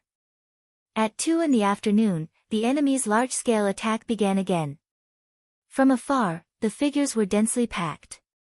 Based on a rough estimate, there were at least 30 to 40,000 soldiers. They relied on their numbers and shouted as they charged forward. In the face of the locust-like enemy, the remaining 6,000 soldiers of the 5th Division were not afraid at all. First, they threw out the last grenades in their hands, forcefully blasting a hole in the enemy's formation. Then, they began a frenzied counterattack. With companies as units, they stabbed forward like many sharp knives, forcefully suppressing the enemy's advance. Get on your horses and attack. Seeing this scene, Yang Qindong knew that it was time for him to counterattack. He immediately leaped onto the white dragon horse and rushed out in a blood-red battle robe. Beside him and behind him were 1,000 black knights and dragon guards. They also raised their steel swords and rushed towards the enemy while shouting and yelling. Facing the densely packed enemy, the cavalry's charging force was limited. If they were caught in the crossfire, they would become the target of public criticism. There would be no possibility of retreat or even survival. But at this moment, no one showed any intention of retreating. To be a member of the Black Cavalry, one had to be extremely loyal. They usually enjoyed the respect of others, and now, it was time for them to pay the same price. 1,000 Black Cavalry Dragon Guards charged into the enemy's camp. First, they killed their way into the enemy's camp. Then, they were scattered and surrounded. Finally, their armor was riddled with holes. The so-called invulnerable black armor had served its purpose.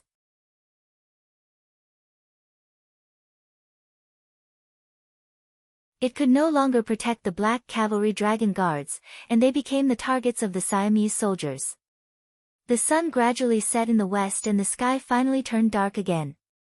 Translator, Nyoibo Studio Editor, Nyoibo Studio. The arrival of night hindered the Siamese army's attack. Yang Qindong and his men could finally take a breather.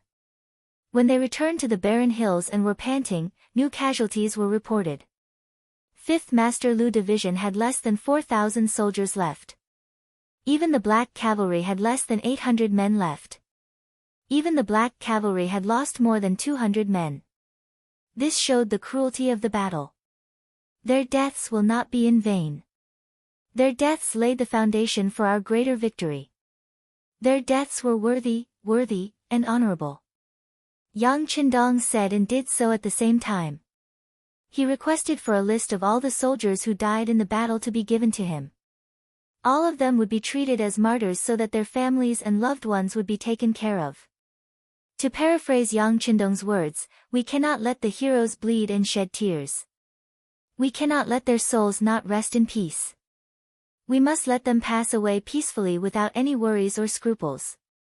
Long live the 6th young master. More than 4,000 soldiers knelt on the ground and kowtowed to Yang Qindong, to the god in their hearts. Morale was still high. Many soldiers showed an attitude of facing death as they waited for the next bloody battle to come. At that time, they might fall and never get up again. But they had nothing to regret. This was their fate. There was nothing to worry about because everything had been arranged for them by the 6th young master. The soldiers were not afraid of death, but some were afraid of Yang Qindong's death. Xiao Yining and Beta Persei walked up to Yang Qindong together and made a request with a serious expression. In the next battle, they would try their best to charge and kill their way out of the encirclement. Break out? That's impossible. After understanding the meaning of the two, Yang Qindong shook his head with a bitter smile. If he knew that Yang Qindong would have such an attitude, Xiao Yining would not have cared about his status and said firmly, 6th young master, we are not asking for your opinion. We are informing you of this decision. Are you going to force me out? Yang Qindong saw that Xiao Yining was serious, so he pretended to be angry and his face darkened.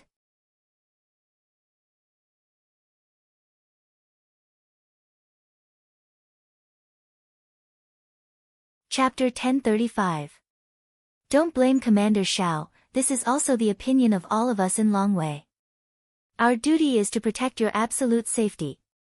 Now that there is danger, the young master must leave. There is no room for discussion. Beta Persei spoke up. He, who had always followed Yang Qindong's lead, finally became the bad guy for once and offered his opinion. Since Beta Persei had made such a statement, Yang Qindong knew that it would be difficult to refuse. A thought came to his mind, and he asked, since we are breaking out of the encirclement, where should we go? Now that Wang Shan is also injured and the radio is damaged, we don't know where our troops are and where the danger is. Once we rush out, what should we do if we get surrounded again?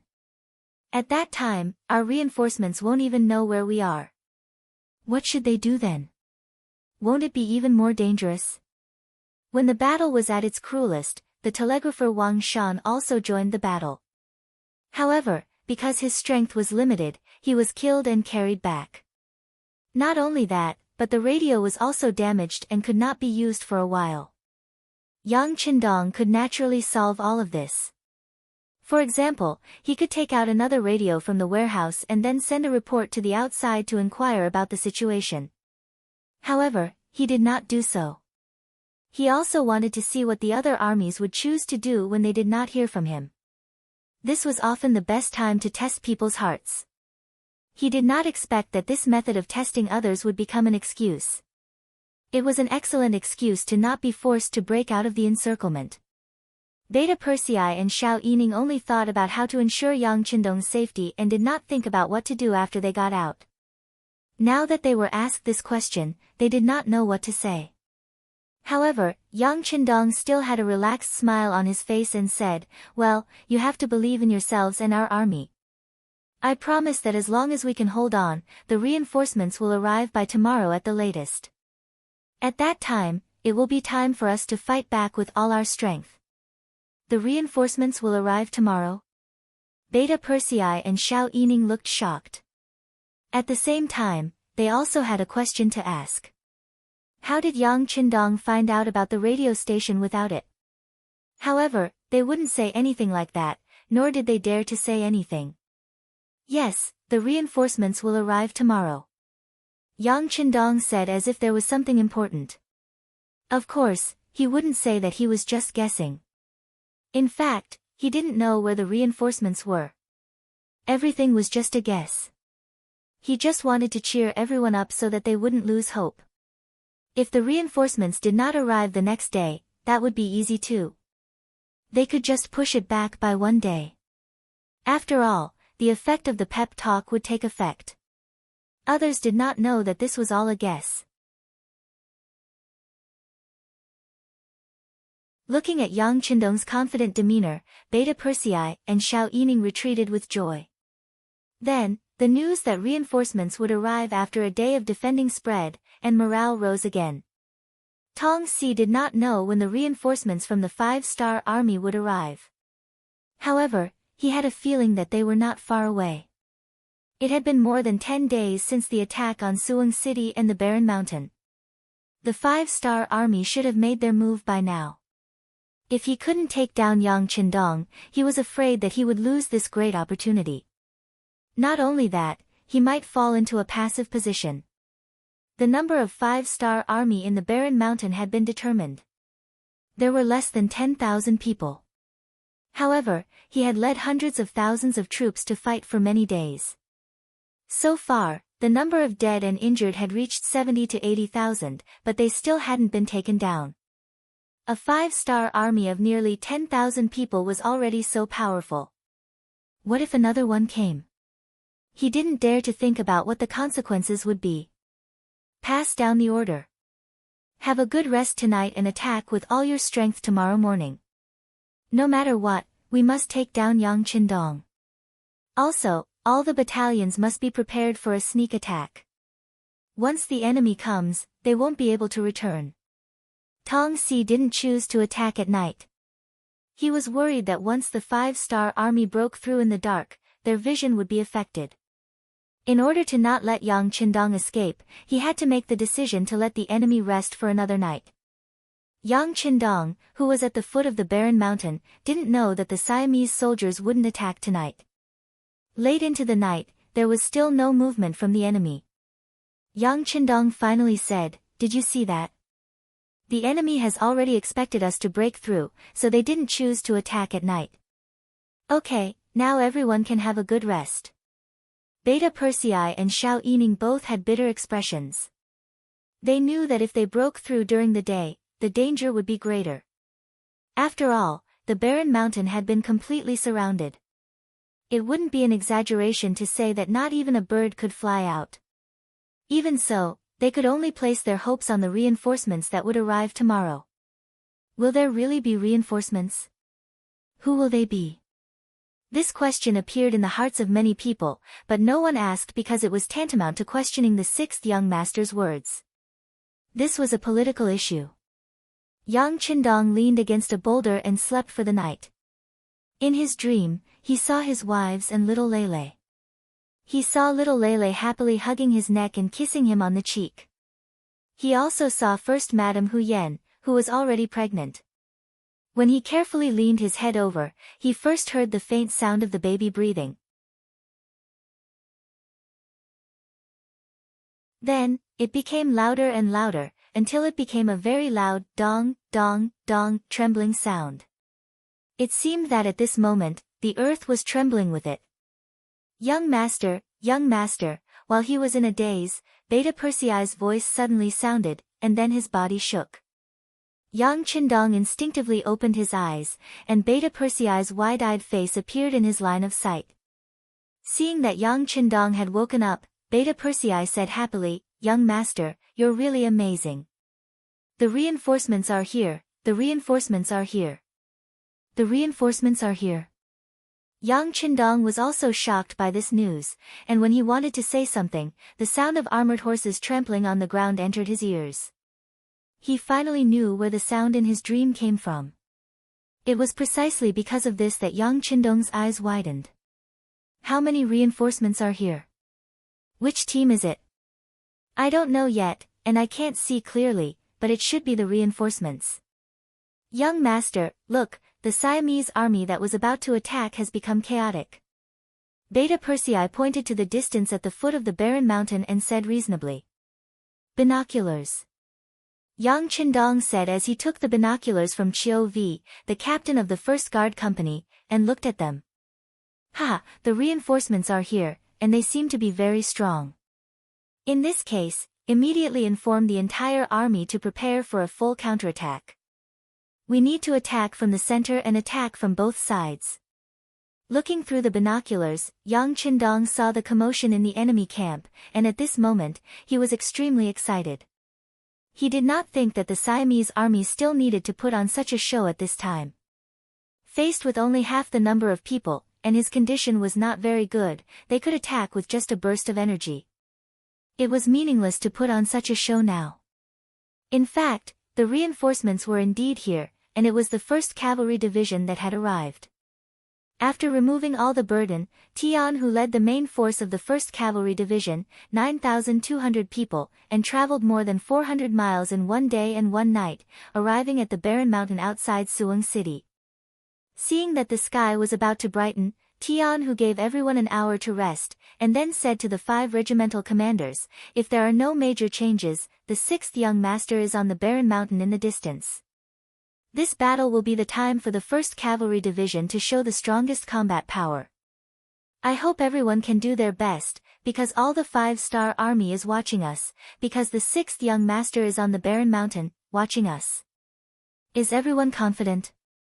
It was only one day and one night of continuous travel. This was not the first time for the 1st Cavalry Division under the heavens. There was even a time when they traveled continuously for more than 3 days and 3 nights, but when faced with an enemy, they still did not rest, and won in a spurt of energy. This time, they were going to help the 6th young master, so there was no possibility of them backing down. It was mentioned before that the first 3 regimental commanders of the 1st Cavalry Division were all captives. To be able to hold such a high position, it was all because of Yang Qindong's magnanimity. Even if it was to repay his kindness, everyone had to perform well this time. In other words, even without Tianhu's words, they would still do their best to perform. There are too many enemies, don't split up. Later, all of you will gather in a fan-shaped charge. At the same time, pay close attention to the position of the enemy's commander. If you find anything, immediately notify us. Tian, who knew the principle of capturing the leader first to capture the bandits. Yes. The 5 regimental commanders agreed without hesitation. Then, they turned around to notify the other regimental commanders, and at the same time, replenished their food supplies. At this moment, all the food they brought was swallowed. They knew very well that they did not know when the next battle would end, and they did not know when their next meal would be. Now, they were all prepared to not return until they won. Half an hour later, the 9,200 cavalrymen were ready to charge. Under the command of their division commander, Tianhu, they suddenly appeared and charged diagonally into the battlefield, charging towards the unprepared Siamese infantry. In history, there was a saying that the Jurchens were invincible. However, when they faced the 1st Cavalry Division, when they appeared and launched a frenzied attack, the Siamese soldiers were stunned by the cavalry that appeared out of nowhere. In the past few days, the number of 5-star army soldiers on the barren hills had decreased, but they had also paid a heavy price for it. In the face of the most advanced continuous fire rifles, the others were afraid that they wouldn't be able to avoid them. However, under General Tong's orders and the threat of the inspectors, they had no choice but to use their bodies to block the bullet holes. This made them very puzzled and angry. Now that the 5-star army cavalry had appeared behind them, the first thing they charged at was the inspector brigade, which gave them hope of escaping.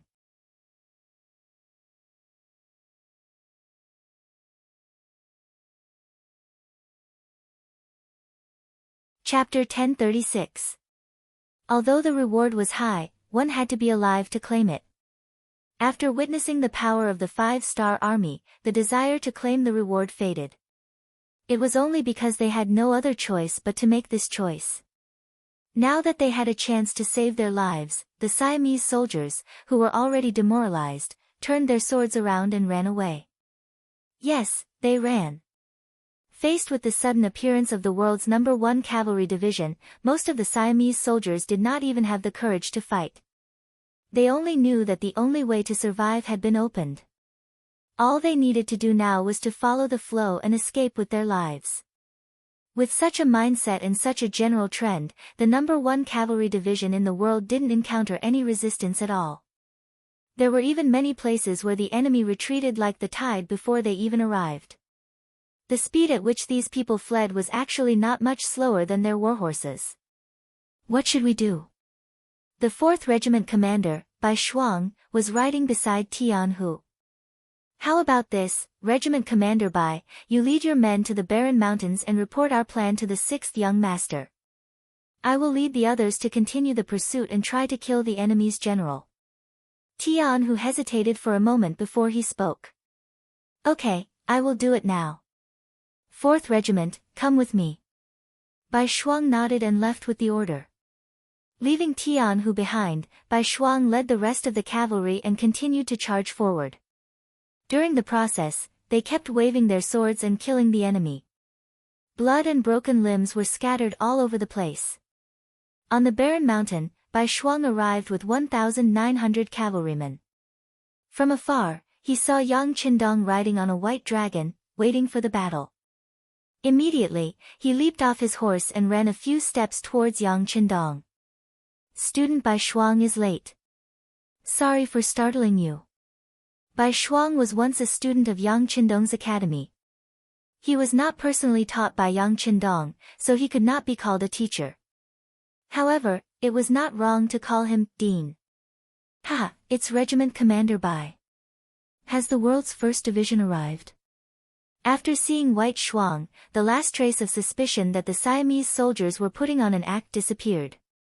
The world's 1st Cavalry Division would never cooperate with the enemy to put on a show. Headmaster, Teacher Tian is leading the main force of the army to kill the enemy. He has sent a student to protect the headmaster. Bai Shuang's voice rang out again. Good, you guys are very good.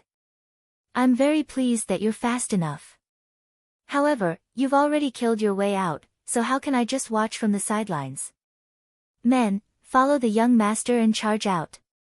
Beta Persei, fire the red signal flare. It's time to inform Ding Ding Wei and General De N, ha ha ha. Finally, the reinforcements had arrived.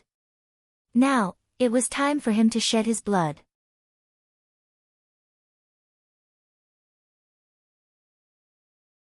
At this moment, Yang Qindong felt his entire body brimming with energy. A red signal flare immediately rose into the air, causing Ding Ding Wei and De N, who were waiting for news on the tower, to see it. Immediately, the 20,000 corpse-collecting soldiers in the city opened the city gate and rushed toward the battlefield. At the same time, on top of the barren hill, except for the 500 who were too seriously injured to move, more than 4,000 people rushed out and cooperated with Commander Bai Shuang. This group of more than 6,000 people headed towards the Siamese camp from another direction. In the main tent of the Siamese army, Tong Si was still anxiously waiting for the arrival of good news. However, what he received was not news of the barren mountain being conquered or Yang Qindong being captured. Instead, he received news of the arrival of the 5-star Army's reinforcements. As soon as they appeared, they defeated the main force of the Siamese army and were now heading toward the main tent. What's going on? What's going on? How can the reinforcements of the 5-star army arrive so quickly? Tong Si shouted hysterically. At this moment, it was obvious that he did not want to believe that all of this was true. However, the truth was the truth. It would not be false just because one did not want to believe it. After a few captains rushed into the main tent to report the battle situation, Tong Si finally knew that this time, they had really lost. Not only did he lose the opportunity to capture Yang Qindong, but it was also very likely that he would be defeated because of this. If he had escaped a little slower, his life would have been in danger. Retreat. In desperation, Tong Si had no choice but to issue such a military order. What Tong Si did not know was that the generals below him were already afraid of the 5-star army. According to them, the 5-star army's reinforcements numbered in the tens of thousands. Therefore, it was impossible for them to defeat them. Otherwise, with Tong Si's 60,000 soldiers, it was completely possible for him to compete with the 1st Cavalry Division. Once an army lost its fighting spirit, it was no better than an organized group of civilians. When the order to retreat was given, the camp immediately became chaotic. Everyone fought to leave, and all the generals asked the ration officer for food. Food had to be eaten mouthful by mouthful, roads had to be taken step by step, and tasks had to be done one by one. When faced with so many generals asking for food, the ration officer was confused. When he strongly urged everyone to line up and distribute the food, saying that it would take at least 1 to 3 days to complete, the generals could not accept it. Some of them even started to fight for the food. Before they met the enemy, the Siamese army was already in a mess. It was a pity that Tong Si had already retreated, so he didn't have the ability to distribute or preside over the overall situation.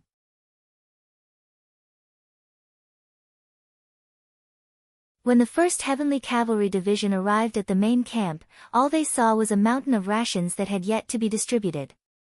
Leave 200 men to guard the granary. The rest of you, follow me to kill the enemy. After unexpectedly obtaining these rations, Tian Hu didn't show much joy on his face. His target was the enemy's commander, Tong Si. As long as he captured this person, this battle would be considered complete in his eyes. The 1st Cavalry Division continued their pursuit. Along the way, all the enemies they encountered surrendered. Very few people had the courage to fight. As a result, the entire battlefield was filled with scenes of the Siamese soldiers surrendering. Fortunately, Ding Ding Wei and Da En arrived quickly and took over the job, preventing the situation from becoming even more chaotic. From this point alone, it was clear that Yang Qindong had foresight. It seemed that he had expected this scene a few days ago. While Tian Hu was advancing bravely, Yang Qindong arrived at the battlefield with more than 6,000 soldiers. Without the supervision of the Inspector Brigade, the Siamese soldiers who had been charging ferociously were now in a state of disarray. They were no longer as brave as before. Instead, they knelt down and threw down their weapons to surrender. Faced with these people who were no longer resisting, Yang Qindong did not give the order to kill them. Instead, he put away their weapons and sent people to watch over them. This was a job that could allow him to take in many captives. This greatly slowed down his progress and caused him to lose sight of Tong Si's fleeing figure. The 1st Cavalry Division also encountered the same problem. There were too many Siamese soldiers surrendering along the way. If these people were not controlled, who knew if they would escape back to Siam and become soldiers again? Commander, what should we do? 1st Regiment Commander Temu looked at the ground full of captives and asked worriedly. Stop the pursuit and clean up the battlefield. Although he was hesitant, Tian Hu finally gave the order. He could not ignore the tens of thousands of captives in front of him. If these people caused any disasters, he would become a sinner. Tong Si never expected that the ferocious 5-star army would have to give up the pursuit due to the large number of captives. This allowed him to successfully escape from Cambodia and return to Siam. It was said that along the way, he encountered nearly 100,000 Siamese soldiers who rushed to reinforce him. They were all persuaded to return. Tong escaped, but even more soldiers were forced to surrender because they didn't have war horses. In order to preserve their lives, they were forced to surrender. According to the statistics after the battle, there were more than 50,000 captives in this battle. There were also countless military supplies and provisions.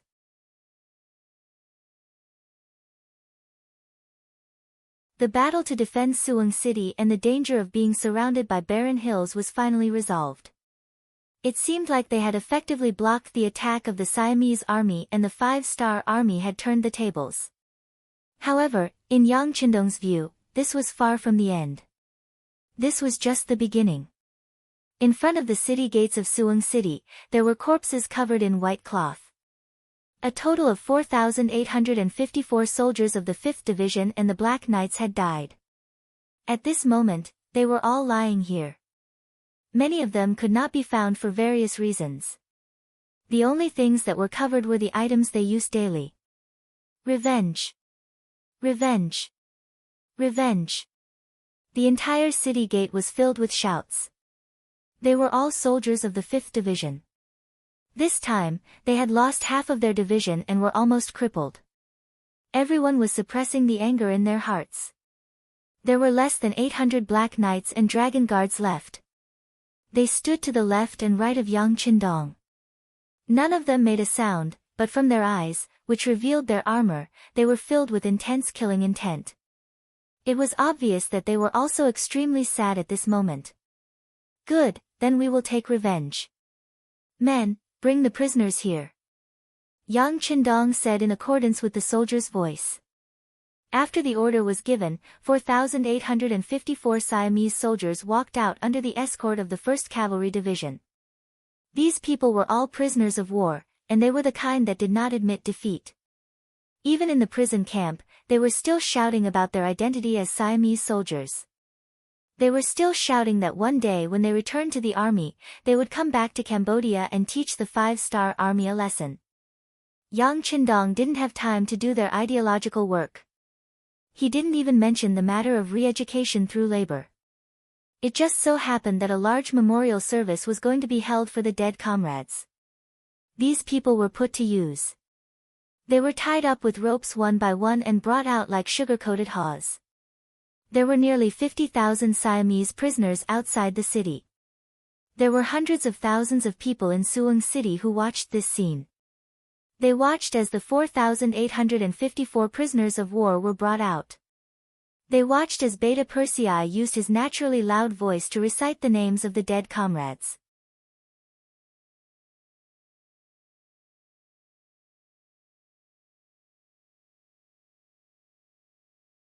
Chapter 1037. There were nearly 5,000 names, and it would take some time to recite all of them. Even though Yang Er's speed was not slow, it still took him 4 hours. During this time, there was no other sound outside the city except for the sound of the wind.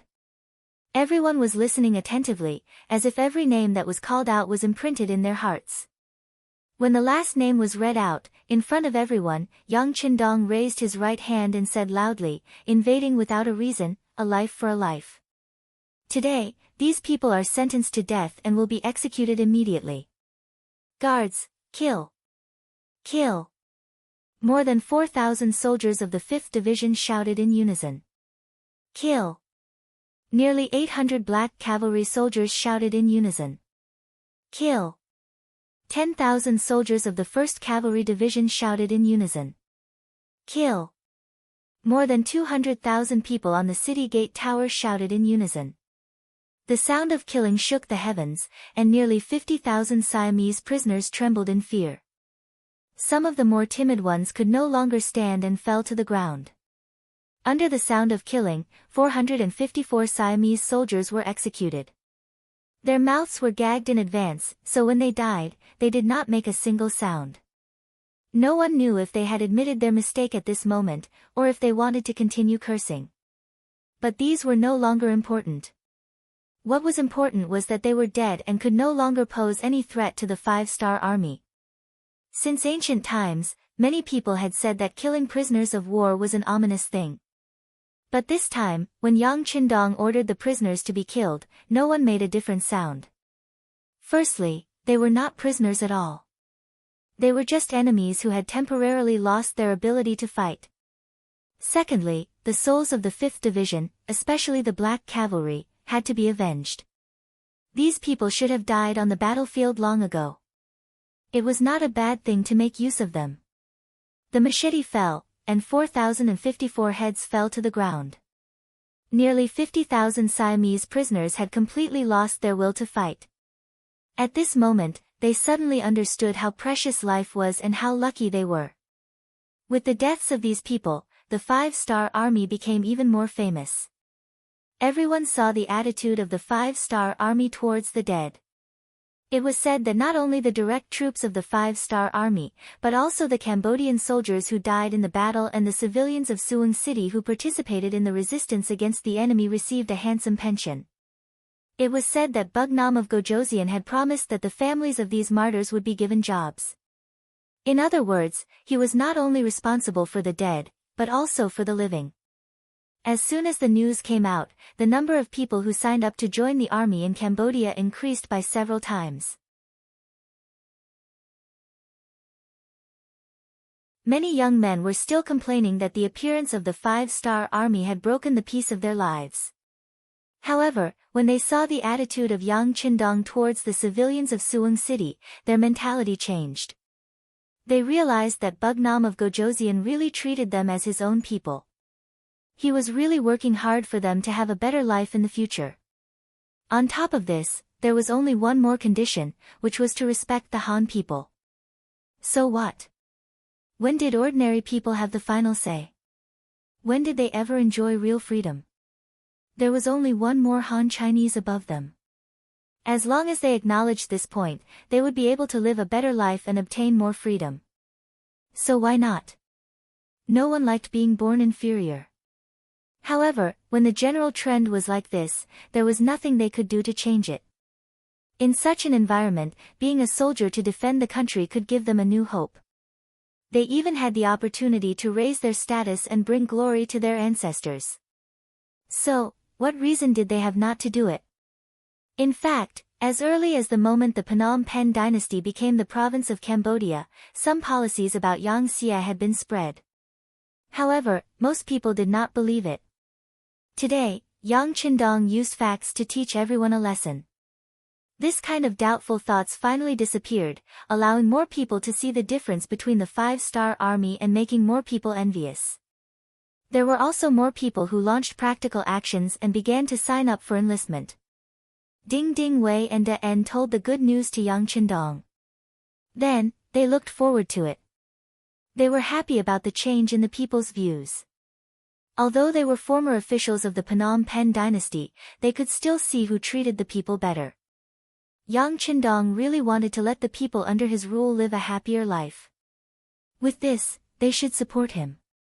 The reason why they looked forward to it was because they were worried that Yang Qindong would not allow these ambitious young people to join the army. After all, the 5-star army paid attention to the elite route. It had always been the quality of the soldiers rather than the quantity. It was also possible to refuse these people to join the army. However, this would greatly reduce their enthusiasm, which would increase the difficulty of managing them in the future. Under their expectant gazes, Yang Qindong pondered for a moment before giving his answer. Since they are so hot-blooded, how can we hurt their hearts? Then let's arrange for an assessment. If the conditions permit, and if there are no problems with identity and background, they can join the army. Yang Qindong actually agreed, which naturally made Ding Ding Wei and De En happy. But then there was another problem. De En quickly said, "Sixth young master, this time there are many people who signed up for the army. Not only Suwon City, but many young people of the right age in many towns nearby. If they pass the assessment and political review, can they all join the army?" Of course. Yang Qindong did not understand what De En meant. On the other hand, Ding Ding Wei quickly said, "Sixth young master, it's like this. This time, there are a lot of people, and there should be a lot of people who passed the assessment. If they all join the army, then the military strength of Cambodia will naturally increase by several times, so the financial pressure will naturally be great. It doesn't matter. As long as they are physically qualified and willing, we can accept them. But we have to explain to them in advance that Cambodia alone does not need so many soldiers. They will have a new place to go in the future. As long as we are prepared, we can accept as many as we want." In this battle, Yang Qindong saw the drawbacks of insufficient military strength. Although he had this feeling before, with the elite route, even if the enemy had a large number of soldiers, what could they do? They would still be defeated by him. But this time, in the face of the sudden attack of the Siamese army, the lack of military strength was finally revealed. Yang Qindong finally understood that sometimes, it was not enough to have a good number of soldiers. It was the truth that ants could kill an elephant. A small country like Siam gave him so much pressure. If he wanted to conquer the West in the future and occupy a larger area of land, how could he do it without enough military strength? If that was the case, he would just recruit soldiers. Other forces could support so many soldiers, so how could Yang Xie not be able to do it? Out of consideration for the future, Yang Qindong agreed to the expansion of the military. Not only that, but he also sent a message to several other provinces. He knew very well that it wouldn't take long for the news of Cambodia province's recruitment to spread out. By then, the men from other provinces would inevitably ask for such a request. Instead of waiting for them to ask for instructions, it was better to just let it go. He wanted to see how many soldiers he could gather with his forces. Just like that, the matter of conscription was settled. As usual, he only sent a telegram to the Crimson City Lord Manor and the military to state the facts. This clearly showed his attitude. I'm only informing you, not asking for your opinion. Just do as you're told. The recruitment was handed over to Ding Ding Wei and Dagan, who were familiar with the local environment. In Suwon City, Yang Qindong received Lu Zhua, the commander of the new 1st Cavalry Division, who had just arrived. Yang Qindong did not have to be polite to this old subordinate. After learning that Lu Zhua's condition was stable and there were no symptoms of acclimatization, he said, "Since there is no problem with the army, then go and prepare. We will set off in 2 days."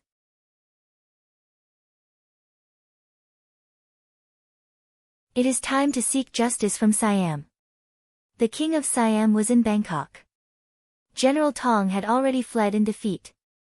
However, he had already lost his freedom the moment he entered the royal capital.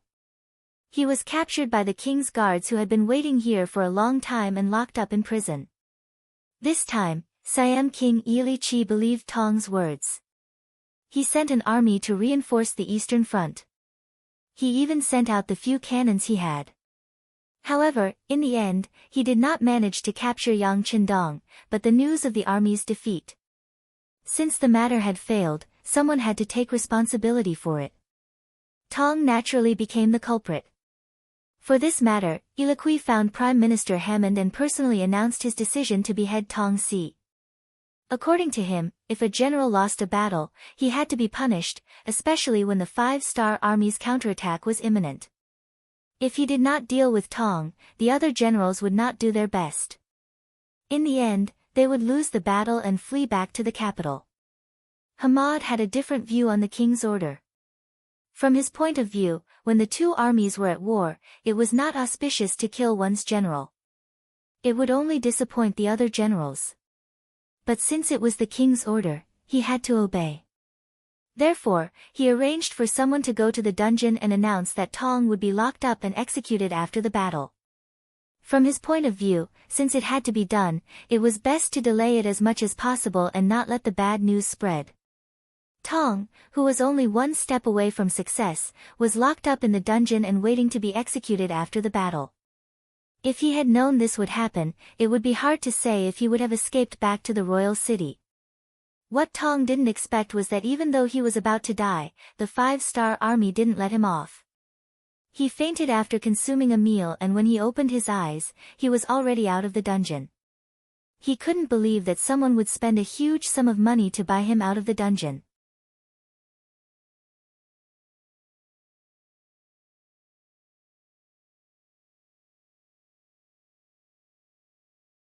Chapter 1038. The person said that he was General Tong's family, and they were willing to exchange him for someone of similar stature. He was just a dying man. When the prison guards saw the large amount of gold and silver, he handed him over without much thought. After all, he was going to die anyway, so no one would pay attention to him. However, they did not know that this was the beginning of the disaster for Siam. Everything started with Yang Qindong's telegram reprimanding the intelligence department. The Siamese army split into 2 groups and marched towards Cambodia to intimidate Laos. The 5-star army actually didn't notice such an important military intelligence. It was no wonder that Yang Qindong scolded Yang San in the telegram for being useless. If he couldn't do it, then he should find someone capable to do it. Feeling Yang Qindong's anger, Yang San sent a secret telegram to Golden Rooster, who was in charge of the situation in Southeast Asia. However, this telegram was like a stone thrown into the sea. Helplessly, they had to send someone to investigate. Finally, they received news that Wu Gui, who was temporarily in charge of Sky Sparrow, had been captured by the Siamese army. He was nicknamed Golden Rooster, and his real name was Wu Gui. Just like the Great Ming Dynasty had the Genie Guards and the East Faction Guards, and the Five-Star Army had the Ministry of State Security and the CIA, Siam also had its own intelligence organization, and they had found Wu Gui's location in advance. It was in an inconspicuous courtyard in Bangkok. Siam beat them at their own game. They did not take him down immediately. Instead, under the instructions of Prime Minister Hamad, they only watched him and did not alert the enemy. When the Siam army was preparing for war, Wu Gui, nicknamed Golden Rooster, was gathering his subordinates for a meeting. The Siam army broke in and captured him. They killed 7 members of the intelligence department on the spot, including Golden Rooster. Because the matter was done secretly, and the key members of the intelligence department who knew about Golden Rooster's whereabouts were either dead or captured, the security department did not know about this at all. It was not until Yang Qindong's telegram that they could not contact him that they sent someone to investigate. Only then did they know everything. The intelligence network of the Ministry of State Security in Siam was wiped out. When the news reached Chichen City, 5th Madame Su Maner, who was in charge of the CIA, felt that her opportunity had arrived. Since the establishment of the CIA, although it had done some things, its contributions were not very great. The reason was that the intelligence network of the Security Bureau had been established long ago. At this time, it was not easy for the CIA to insert a rod into it. Not only did they have to face the obstruction of enemy intelligence departments, but they also had to be suppressed by the Ministry of State Security. That's right, it was true that Su Maner was Yang Qindong's 5th madam, but Yang San was a servant who had followed Yang Qindong for many years. He was extremely trusted and valued. When it came to intelligence, he was naturally unwilling to give in. For the sake of the 5th madam, he had already shown enough respect by not directly suppressing the CIA. It was very difficult for the CIA, which was established late and had lost the initiative, to gain any achievements. As the person behind the scenes, Su Maner had been looking for an opportunity to make a breakthrough. Finally, the opportunity had come. The incident in Siam made her feel that there was an opportunity to take advantage of.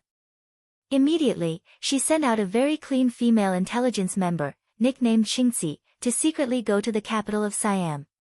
According to Su Maner's intention, Qingxi's arrival was to investigate more of the Siam army's movements, as well as whether or not she could analyze their next move.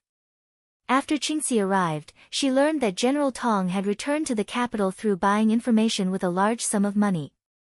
As such, she immediately bribed someone to be a spy in the prison, wanting to keep an eye on this General Tong. Qingxi had a feeling that the 6th young master would not spare this person. Then, his every move had to be carefully monitored. What she did not expect was that the king of Siam was so decisive and actually gave the order to execute him after the war. Since there was no chance to kill this person on the battlefield, Qingxi had the idea that she could not let him go. Thus, she spent a large sum of money to exchange him in the name of Tong's family. After taking down Tong in this way, Qingxi reported the matter. In her opinion, it was just a trivial matter. However, she did not expect that this telegram would be sent to Yang Qindong. The original intention was for Su Maner to ask how she wanted to punish the culprit. In Yang Qindong's eyes, his eyes could not help but light up. You must hide him well. If it is not safe, kill him on the spot. In short, do not leave any traces behind. Try your best to deny this matter to the outside world. I have great use for it. After sending this telegram, Yang Qindong immediately sent another telegram to Luo Pe, the commander of the Second Army, who had already made preparations to send out troops in Wanxiang City. He allowed him to send out troops to Siam and reminded him that all logistical matters could be handled by the governor of Lao Province, Wan Shaochen. After sending out these 2 telegrams, Yang Qindong's 3rd telegram was also sent out. It was sent to the Minister of Foreign Affairs of Chichen City, Ma Dali. He requested to send people to Siam as soon as possible to negotiate. After sending out the telegram, Yang Qindong waved his hand and sent out troops to Siam. He had the 1st Cavalry Division, the 1st Cavalry Division of the New Army, half of the 5th Division of the Lu Army, and a total of 50,000 Cambodian soldiers, temporarily recruited. In total, he had more than 70,000 people. It was quite a powerful force. Next, it was time for him to seek justice. Wanxiang City. After receiving the telegram, the commander of the 2nd Army, Luo Pe, took the initiative to look for Wan Shaoqian and Long Tainan. He said that he would immediately send out troops according to the 6th young master's orders and ask them to help and cooperate with him. Whether it was Wan Shaoqian or Long Tainan, they were both relatives of Yang Qindong. In addition, one of them was the leader of Laos, while the other was in charge of the stability of the public security under Yang Qindong's influence. Both of them were very powerful. Even though Luo Pe was already a major general, he still showed a lot of respect when he saw them. Commander Luo, don't worry. Lao province will definitely listen to the orders of the 6th young master. We will fully support you. If you want money, we will give you money. If you want things, we will give you things. This was Wan Shaoqian's declaration. Then came Long Tianan's voice. Commander Luo, don't worry. I have already discussed with General Guang. We will try our best to keep up with your pace. During this period, we have recruited a total of 40,000 soldiers. We will fully support you.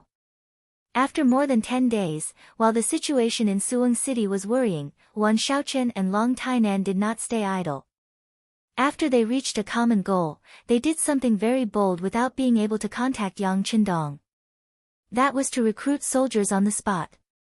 Especially the police force. Under Long Tianan's request, many people joined the army and became members of the Lao army. This allowed the army to expand in a short period of time and reached a total of 40,000 people. It was also proven that their thoughts were the same as Yang Qindong's. As expected, Cambodia province started to expand the army. However, Lao province's actions were done before this order. Because of this, Wan Shaoqian and Long Tainan jointly signed a telegram to Yang Qindong to ask for forgiveness. Not only was military power important, it was also very sensitive. It was like a double-edged sword. If used well, it could be used to kill the enemy. If not, it would hurt oneself. Knowing this, the two of them had to show some attitude. Of course, Yang Qindong also had to show some attitude. He ended the telegram by telling them not to do it again. This was also a reminder to some people that privately recruiting and dispatching troops was not allowed. This warning was a warning that it would not happen again. After receiving support, Commander Luo Pe finally let loose.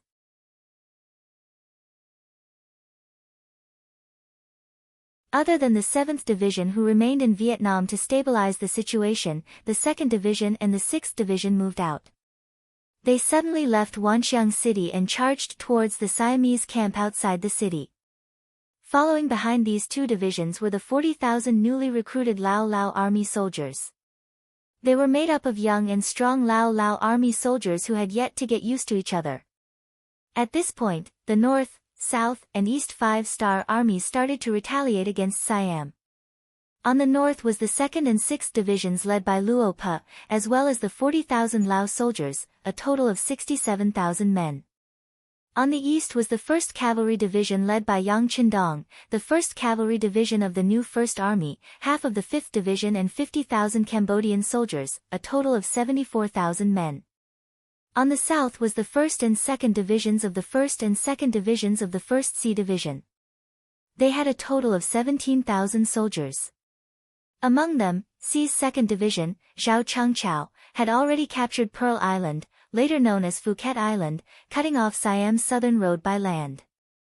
After C's 1st Division occupied Samui Island, they used the water to enter the land and surrounded Pattaya, later known as Tabaya, which was southeast of Bangkok, forming complete control over the entire southern sea of Siam. When the North Army left Wanxiang City, they caught the Siam Army off guard. Over the past few days, the Siam Army had gotten used to the 5-star Army's defense and did not expect them to suddenly attack. The 20,000 unprepared Siam army was crippled by the 2nd and 6th divisions of the Lu army. Amidst the sounds of gunfire, they were defeated. In less than an hour, they left behind 3,000 corpses and fled. Luo Pajuan left the task of cleaning up the battlefield to the 40,000 Lao soldiers led by Long Tainan and General He Guang. Then, he continued to lead the 2 army divisions to Wulong City, an important city in the north of Siam. At this moment, Siam's General Godin was in the city. He had just heard the news of the 5-star army's attack. Not long after, he saw his soldiers being defeated. He also saw the 5-star army soldiers in green chasing after his soldiers. The intelligence personnel had already reported the information. Every 5-star army soldier who could wear a formal suit belonged to the elite faction. They were not easy to deal with. Although Godin had 200,000 soldiers, he did not dare to be careless. He immediately ordered his men to prepare to defend the city. Cannons, bows, rocks, and kerosene were all prepared. For the sake of safety, he didn't even have the slightest intention of letting the 10,000 defeated soldiers outside the city into the city.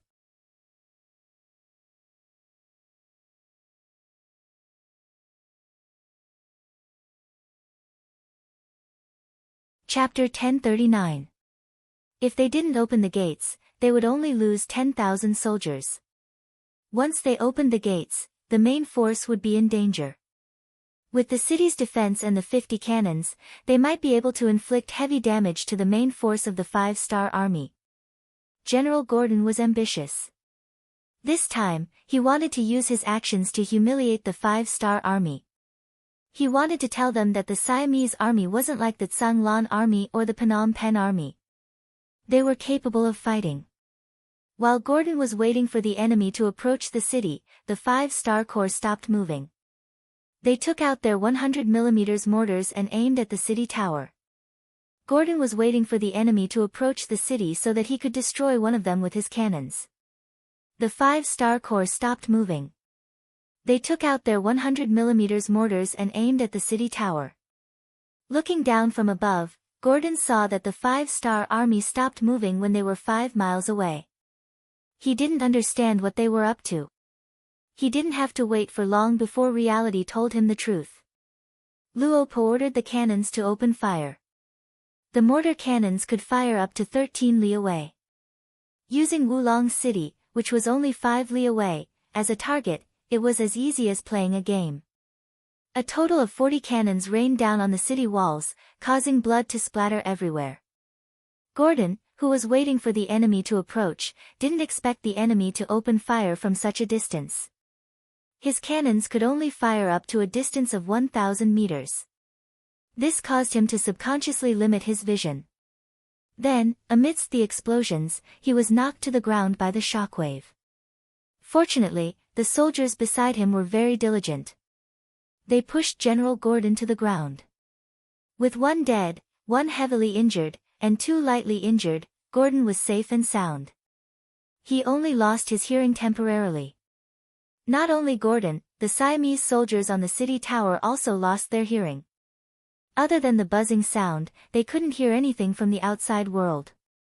After a round of bombardment, the 2nd and 6th Division started to charge forward. To the cold front warriors who had to train at least 3 to 5 kilometers a day, a distance of 2,500 meters was nothing. Under the cover of the artillery, they arrived at the city gate that had already been destroyed. After a round of gunfire, they opened up a path and easily killed their way into the city. On the tower, the 50 cannons that had been transported to the North Tower had been reduced to a pile of scrap metal. Beside him, there were almost 1,000 dead bodies of the Siamese soldiers. The other survivors, including General Gordon, had already fled downstairs. In other words, it wasn't that they were useless. It was that their opponents were too strong. Facing the 2nd and 6th Division, who were fully equipped with firearms, the Siamese soldiers were caught off guard. They didn't even know much about them.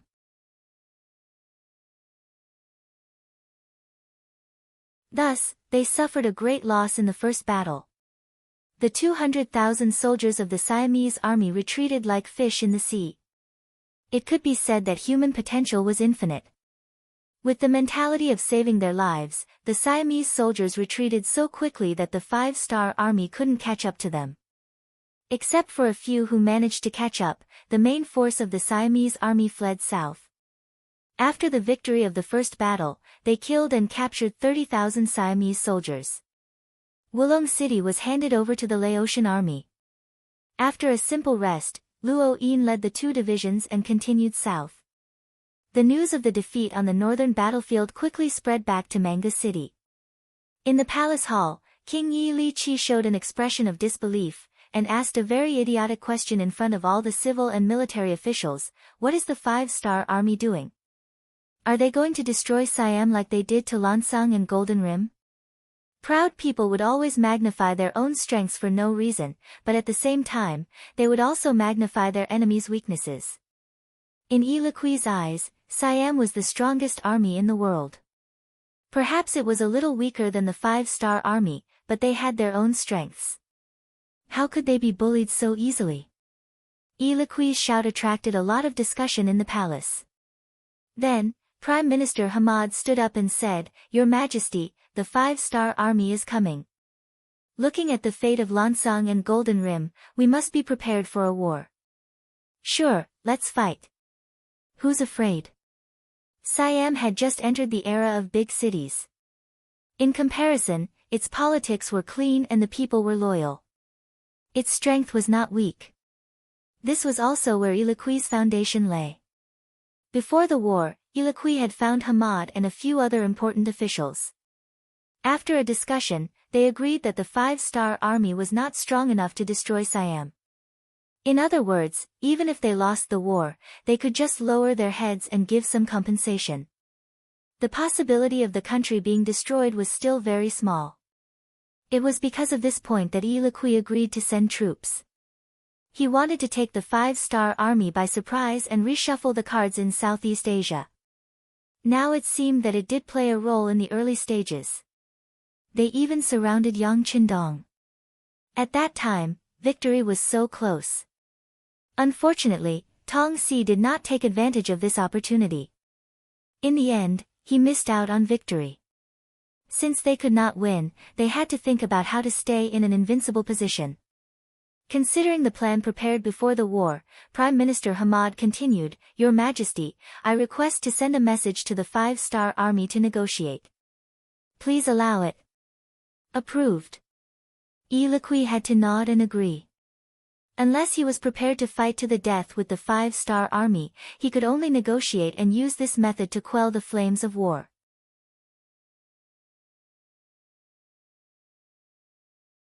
Under the cold consent of King Yi Liqui, the royal capital Bangkok once again gathered 200,000 troops to prepare for war. They were ready to support the various battlefields at any time. At the same time, they also sent a message to the five-star army to express their intention to negotiate. The so-called peace talks were often the result of fighting. Fighting and fighting, fighting and fighting, everything came to a conclusion. In the end, it was a happy scene for everyone. After the Siam army lost the upper hand, the news of peace talks came. The commander of the East Army, Yang Qindong, who was leading the army to Siam, laughed after hearing the news. All of this was within his expectations. He even sent a telegram to the Ministry of Foreign Affairs in advance and asked them to send people over. Peace talks? They killed so many of our brothers. Now that our reinforcements are here, they are afraid. They want peace talks. How can there be such a good thing in the world? Beta Persei muttered to express his anger. Beta Persei's opinion made Yang Qindong speechless. In this battle, more than 200 black cavalry soldiers and more than 4,000 soldiers of the 5th Division died. It was a heavy loss. But in comparison, what benefits did the Siam army gain? The number of people captured and killed had exceeded 120,000. This was already a 30-fold loss ratio. At this moment, the king of Siam was the one suffering, not him.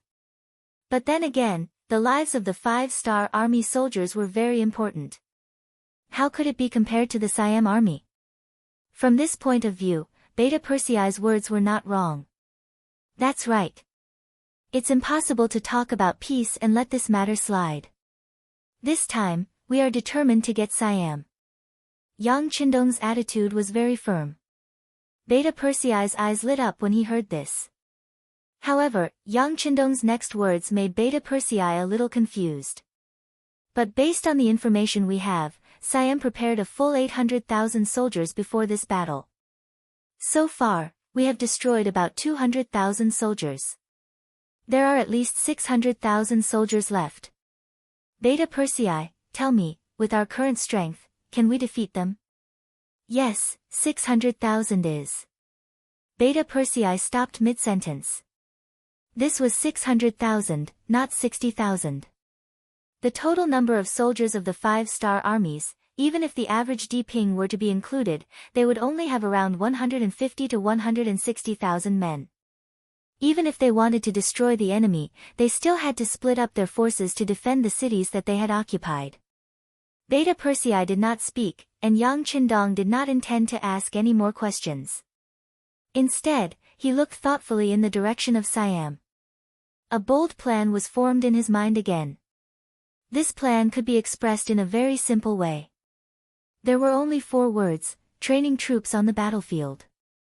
Soldiers who had never been on the battlefield could not be considered real warriors.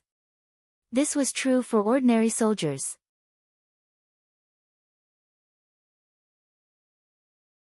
After a few battles, Yang Qindong had already seen his disadvantage. That was, he had too few troops. If he was so weak to deal with the Siam army, wouldn't he be in the same predicament if he was forced to fight against a bigger force in the future? For the future, he also needed to prepare for military training. How could he create a decent army in a short period of time? Their strength could not be said to be on par with the Cold Front, but at least they had to meet the requirements of a B-level army. After thinking about it, the only good idea was to train troops on the battlefield. With the 600,000 soldiers of Siam as a whetstone, Yang Qindong wanted to see how many B-level troops he could train. In order to achieve this goal, more local battles were needed.